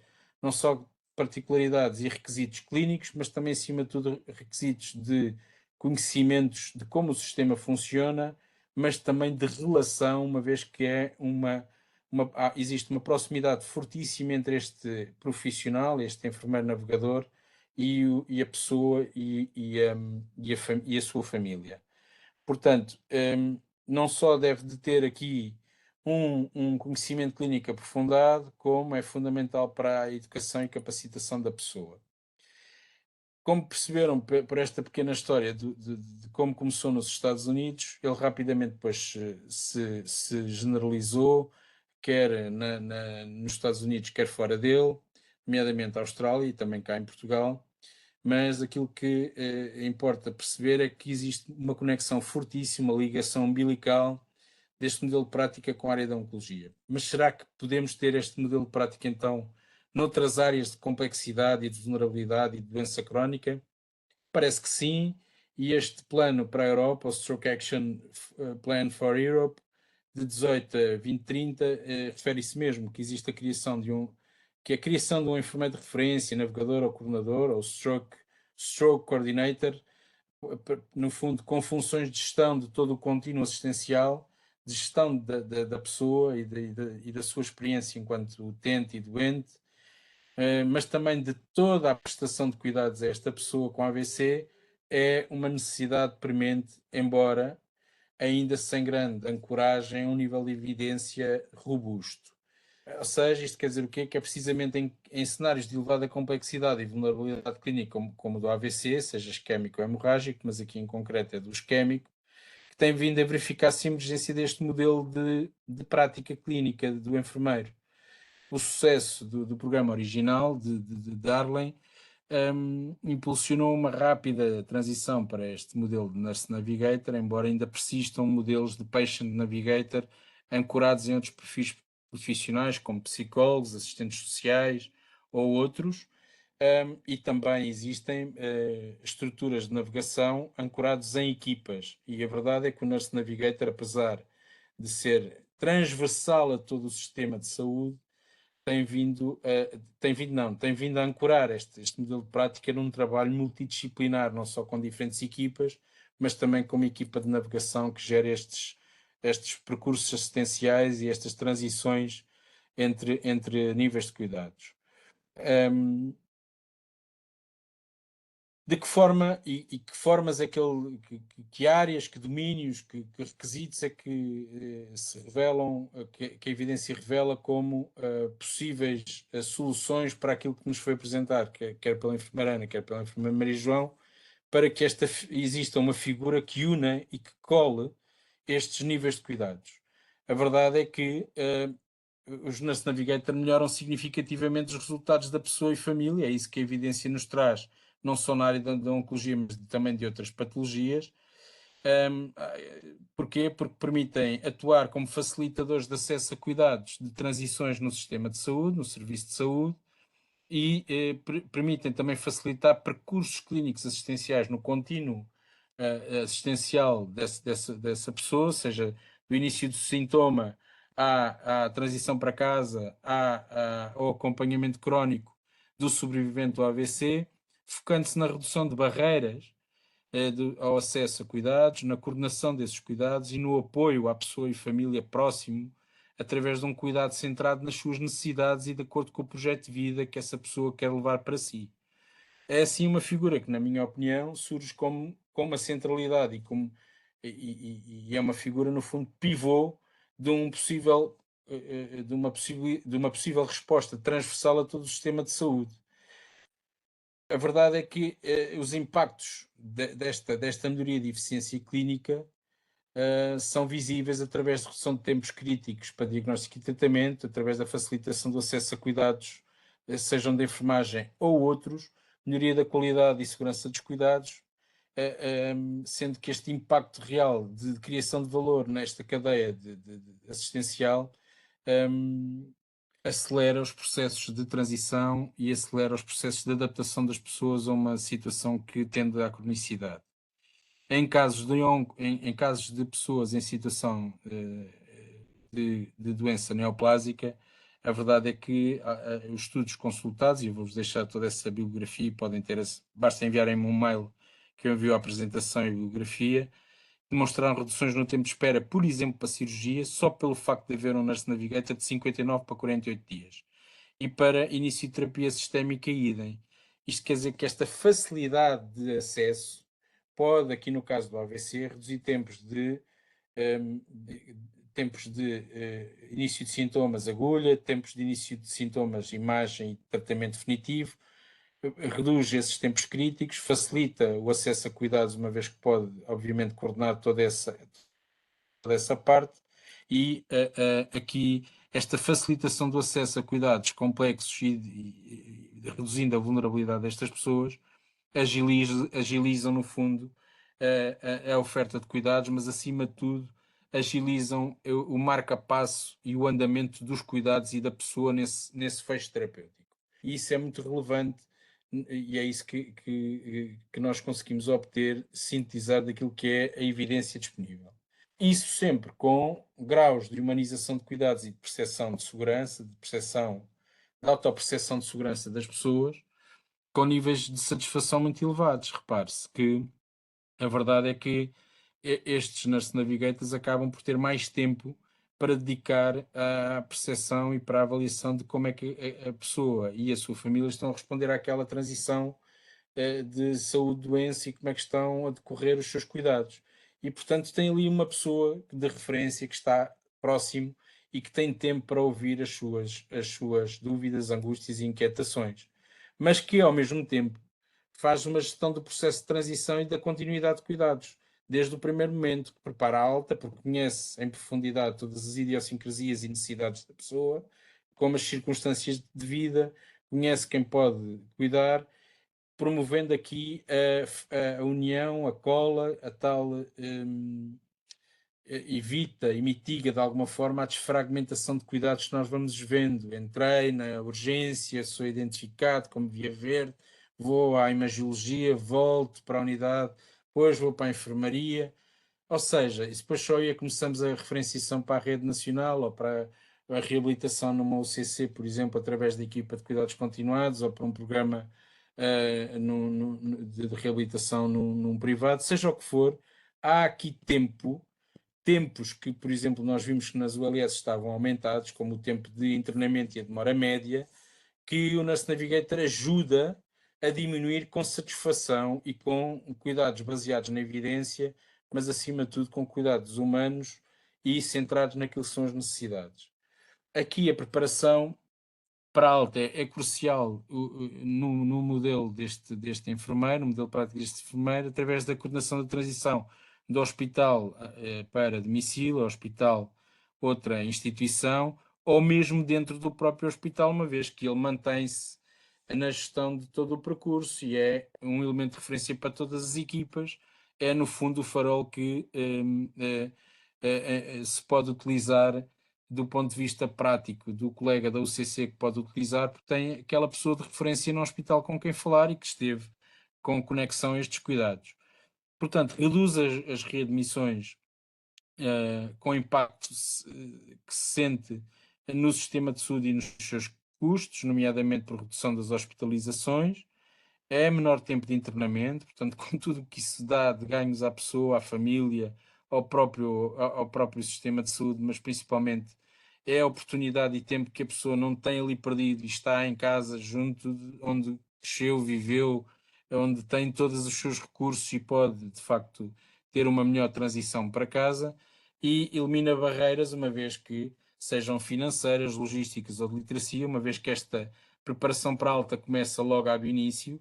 A verdade é que este conhecimento das circunstâncias concretas, do caso concreto daquelas pessoas, são conhecidas por este profissional, por este enfermeiro desde o início, e vai diminuir aqui o tempo de espera para possíveis soluções sociais ou logísticas ou de literacia, facilitando de facto aqui aquilo que é o melhor cuidado centrado nas circunstâncias daquela pessoa. Portanto, há aqui um acompanhamento precoce e proativo, ao contrário da reação e um mero acompanhamento de funções vitais ou de risco clínico, com óbvia interesse de follow-up pós-hospital, com coordenação de cuidados de seguimento, com gestão e conciliação terapêutica. No fundo, se nós pensarmos aqui, estamos a falar de prevenção terciária e prevenção quaternária, com educação para a autogestão e para o autocuidado, com reconhecimento de sinais de alerta, para diminuir, no fundo, toda esta questão das possíveis reincidências precoces de doença ou de agravamento da doença, com apoio ao cuidador.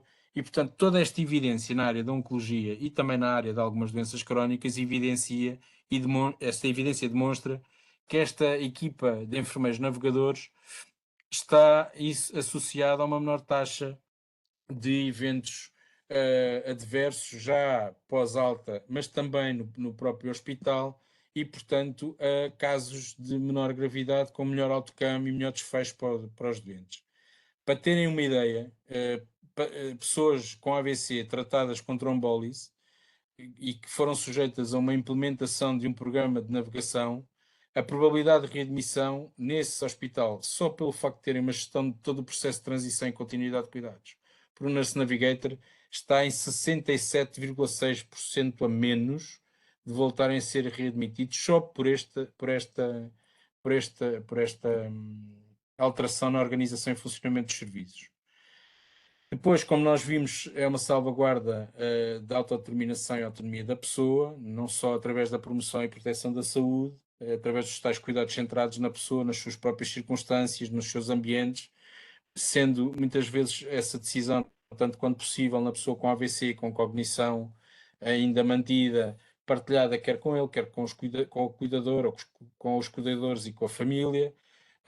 Há aqui, no fundo, um pilar que gira em torno da pessoa, mas também gira em torno daquilo que é os demais players, os demais pares da equipa de saúde, que pode favorecer aquilo que é a autodeterminação e a manutenção da autonomia da pessoa, seja para o autocuidado, seja no processo de tomada de decisão, e porque há aqui uma preparação precoce para o ambiente domiciliário, através de treino de competências práticas, gestão de equipamentos, auxiliares de cuidados ao domicílio, literacia.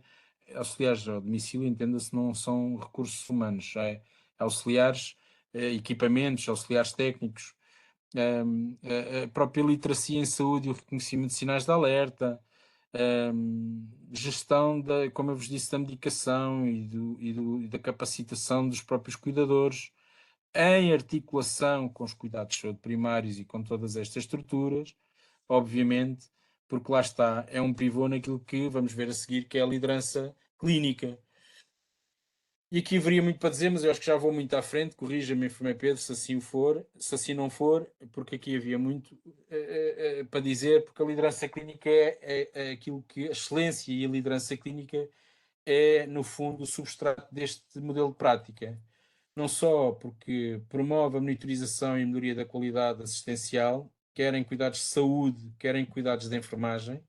Repare-se, isto é fácil de perceber e mais fácil de perceber um bocadinho fora daquilo que é a minha realidade de cuidados de um hospital de fim de linha altamente especializado. se nós pensarmos nas dificuldades que hoje temos em hospital de reter profissionais e de admitir profissionais, e nas vezes, em jeito de brincadeira, na preparação, em jeito de brincadeira, quer dizer, em jeito de explicação daquilo que queria falar neste webinar, em conversa com uma colega de urgência, dizia-lhe assim, e é elemento top de referência, eu se tivesse doente e já tive, seria sempre cuidado por ela.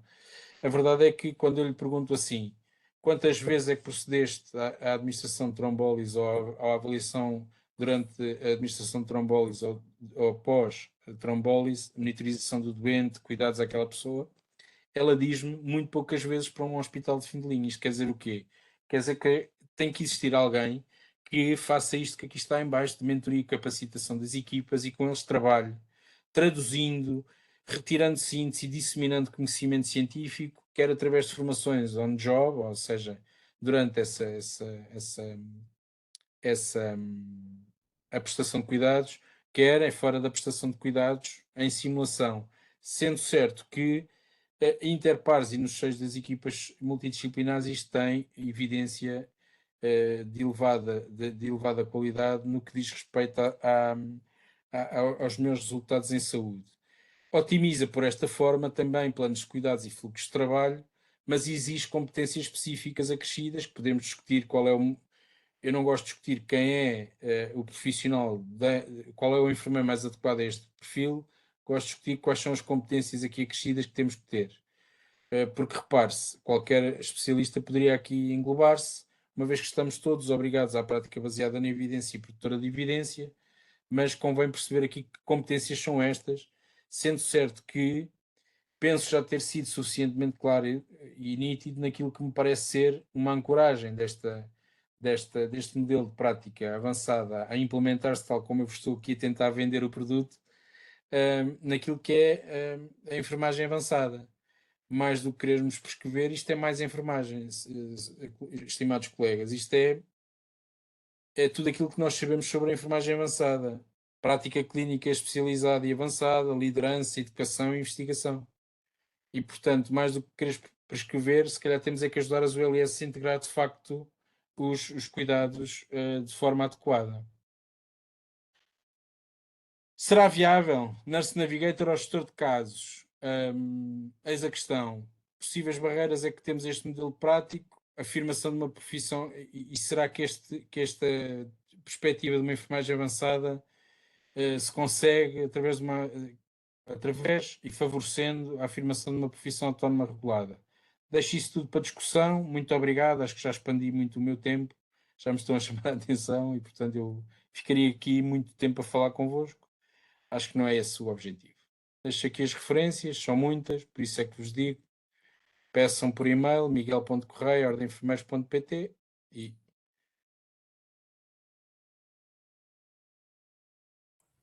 Muito obrigado, enfermeiro Miguel.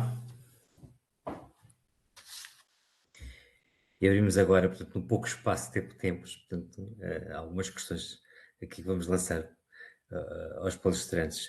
E começo pela primeira que colocaram no bate-papo, portanto, que na opinião da enfermeira Maria João, porque é que na OLS a referenciação para a comunidade, portanto, é tão reduzida? E se não podemos caminhar no serviço ou no sentido de a referenciação ser de enfermeira de reabilitação para enfermeira de reabilitação hospitalar, portanto, para a comunidade, através da nota de alta, por exemplo, para uma transição mais segura e dando continuidade efetiva ao programa de reabilitação iniciado no hospital. Não sei se foi claro, enfermeira Maria João. Desculpa, tinha só o som desativado. Eu queria só voltar aqui um bocadinho atrás e falar um bocadinho do histórico que havia na ULS, antes de ser o ULS, que havia entre o Hospital Garcia Dorta e o ACES Almada Seixal, que era um projeto de partilhar para cuidar, em que já havia esta prévia articulação entre áreas específicas do hospital que articulavam com a comunidade. Havia elos de referência e havia contactos diretos. A questão é que, como qualquer projeto é autolimitado, se não for alimentado, se não for revisto e atualizado, cai por terra. E foi um pouco o que aconteceu aqui. Não só com esta dinâmica, antes desta nova reorganização, já o projeto, no fundo, Partilhar para Cuidar, já tinha afastado, no fundo, estas duas estruturas. Com a pandemia, claro que acabou por ser uma agravante esta situação, e depois a criação da ULS veio novamente a obrigar a esta articulação. Efetivamente, o que nós percebemos com a criação da ULS Almada Seixal foi que havia um desconhecimento já muito grande. O afastamento não foi de muitos anos, mas o desconhecimento foi muito acentuado. Ou seja, toda aquela partilha que havia de recursos e de contactos entre as equipas, tanto hospitalar quanto de cuidados de saúde primários, perdeu-se muito. E esta retoma agora tem sido uma coisa um bocadinho mais progressiva exatamente por causa disso. Porque, no fundo, há um desconhecimento do que é que existe na comunidade, ou seja, no fundo, o hospital desconhece um pouco o que é que existe na comunidade. E muito por culpa também nossa, das equipas da comunidade, porque estávamos muito centrados na promoção da saúde e na prevenção da doença. Ou seja, nós, como CC, o nosso grande grosso de trabalho é muito sobre os projetos de prevenção. Ou seja, nós temos muitas parcerias com as entidades comunitárias, as câmaras municipais e PSS, muito no âmbito da prevenção e da promoção da saúde, ou seja, não estávamos muito investidos neste acompanhamento, apesar de ser uma obrigatoriedade legal as SCCs estarem dentro das UCCs, acabava-se por ser quase um cumprimento de tarefa, tínhamos efetivamente lá aqueles doentes, cuidávamos, não cuidávamos mal, cuidávamos bem, mas não investíamos assim tão mais nisso. E o objetivo agora é um pouco esse, não é? É olhar também para o resto da nossa instituição, né, que agora é mais alargada, e perceber o que é que a instituição precisa que nós colaboremos. Se precisa que retiremos utentes da urgência, que reduzamos o tempo de internamento, vamos colaborar. Porque a ideia é um pouco essa agora, não é? É, no fundo, colaborarmos todos, o hospital e a comunidade, para que haja uma melhor gestão de recursos e um melhor acompanhamento destas pessoas. Portanto, sim, concordo com o colega, claro que este processo é isso que estamos a tentar fazer, que é a articulação direta, neste caso, estamos a falar aqui de enfermeiros especialistas de realização, do lado do hospitalar, passarem diretamente para os cuidados de saúde primários. Essa informação passar direta, sem haver aqui obstáculos, sem haver aqui cortes na comunicação. Não sei se respondi à questão.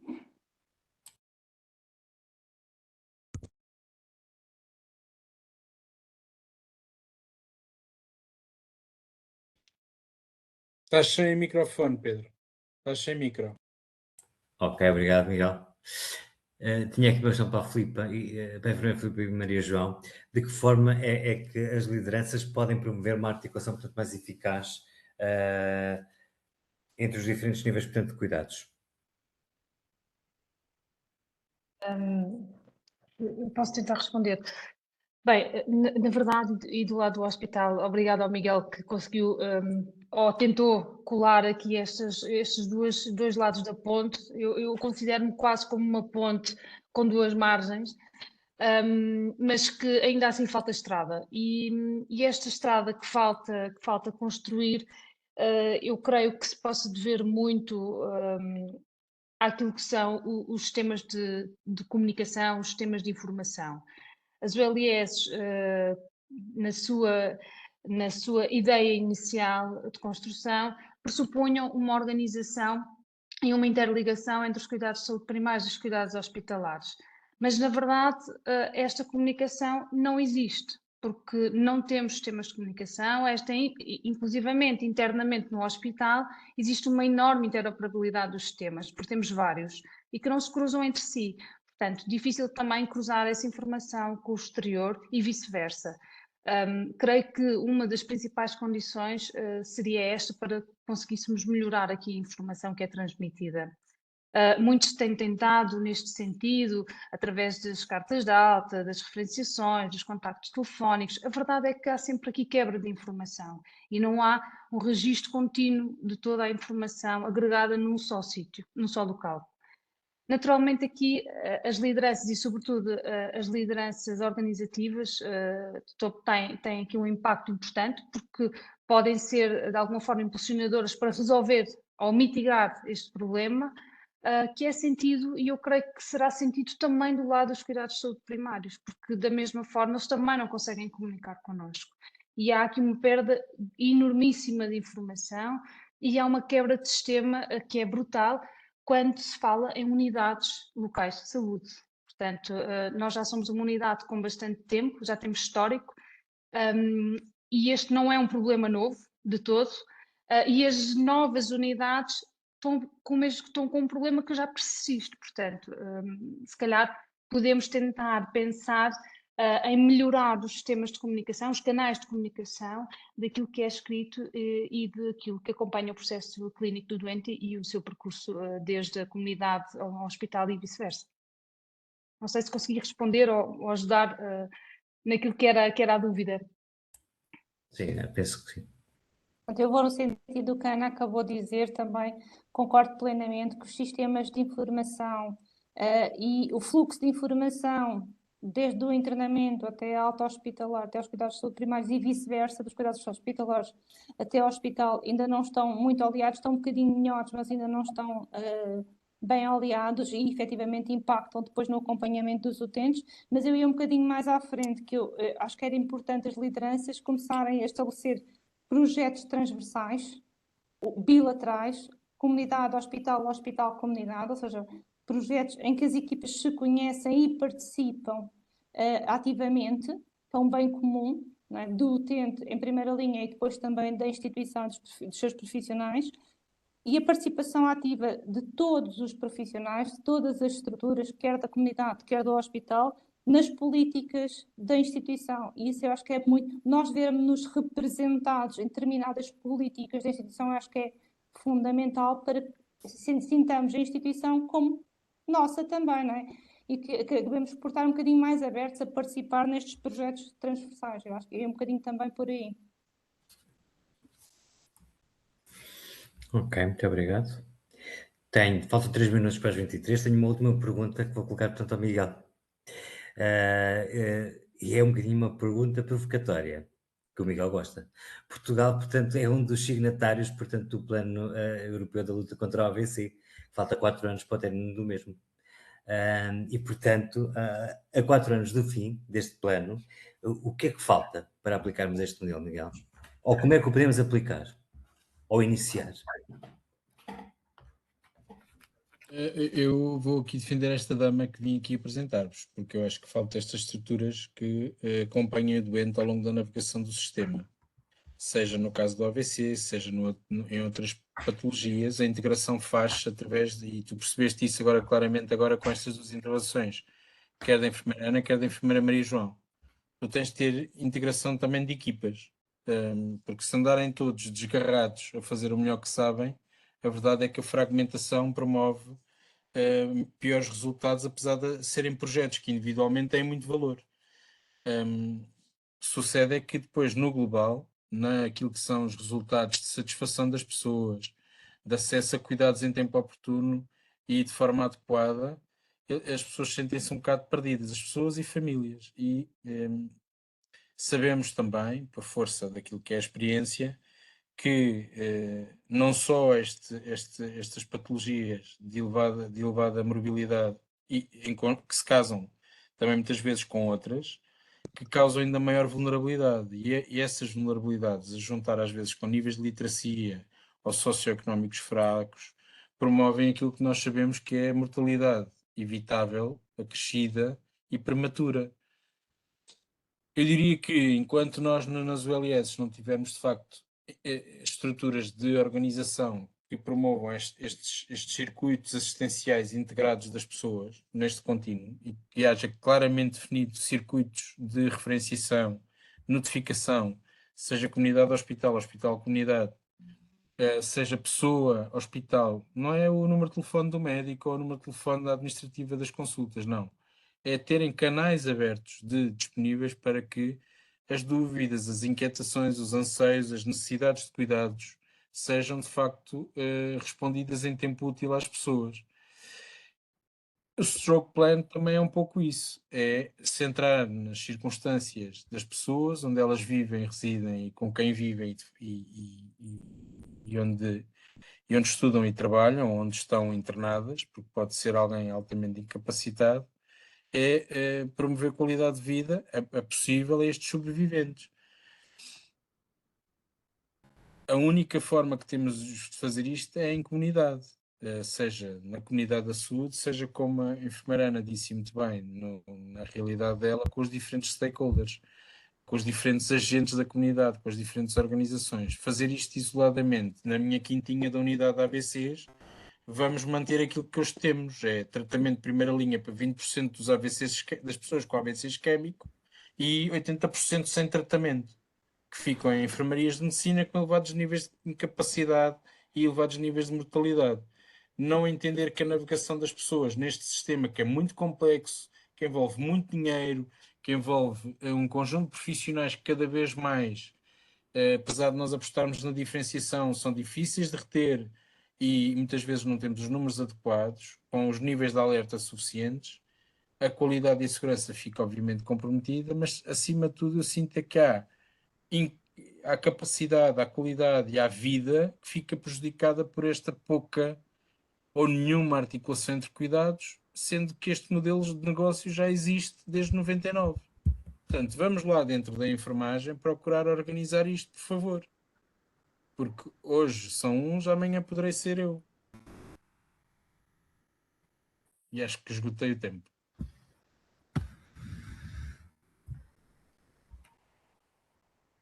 Pedro, estás sem som. Peço desculpa. Estava a dizer muito obrigado, Miguel, e muito obrigado a todos pelas excelentes preleções. Portanto, dava a palavra à Filomena. Ora, muito boa noite a todos.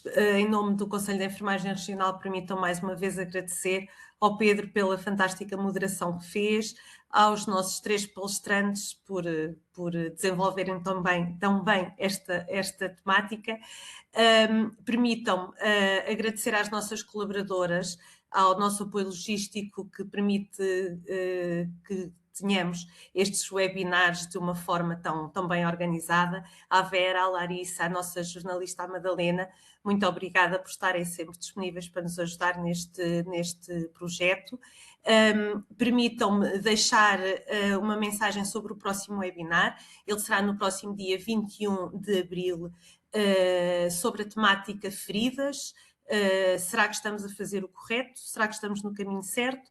Portanto, deixar já aqui esta pergunta no ar e pedir a todos aqueles que ainda estão connosco para no final preencherem o questionário de satisfação, de forma a que nós possamos ir a cada webinar que passe melhorando aquilo que temos para vos oferecer. Muito obrigada a todos, uma boa noite e dia 21 voltamos a encontrar-nos. Obrigada, boa noite. Obrigado.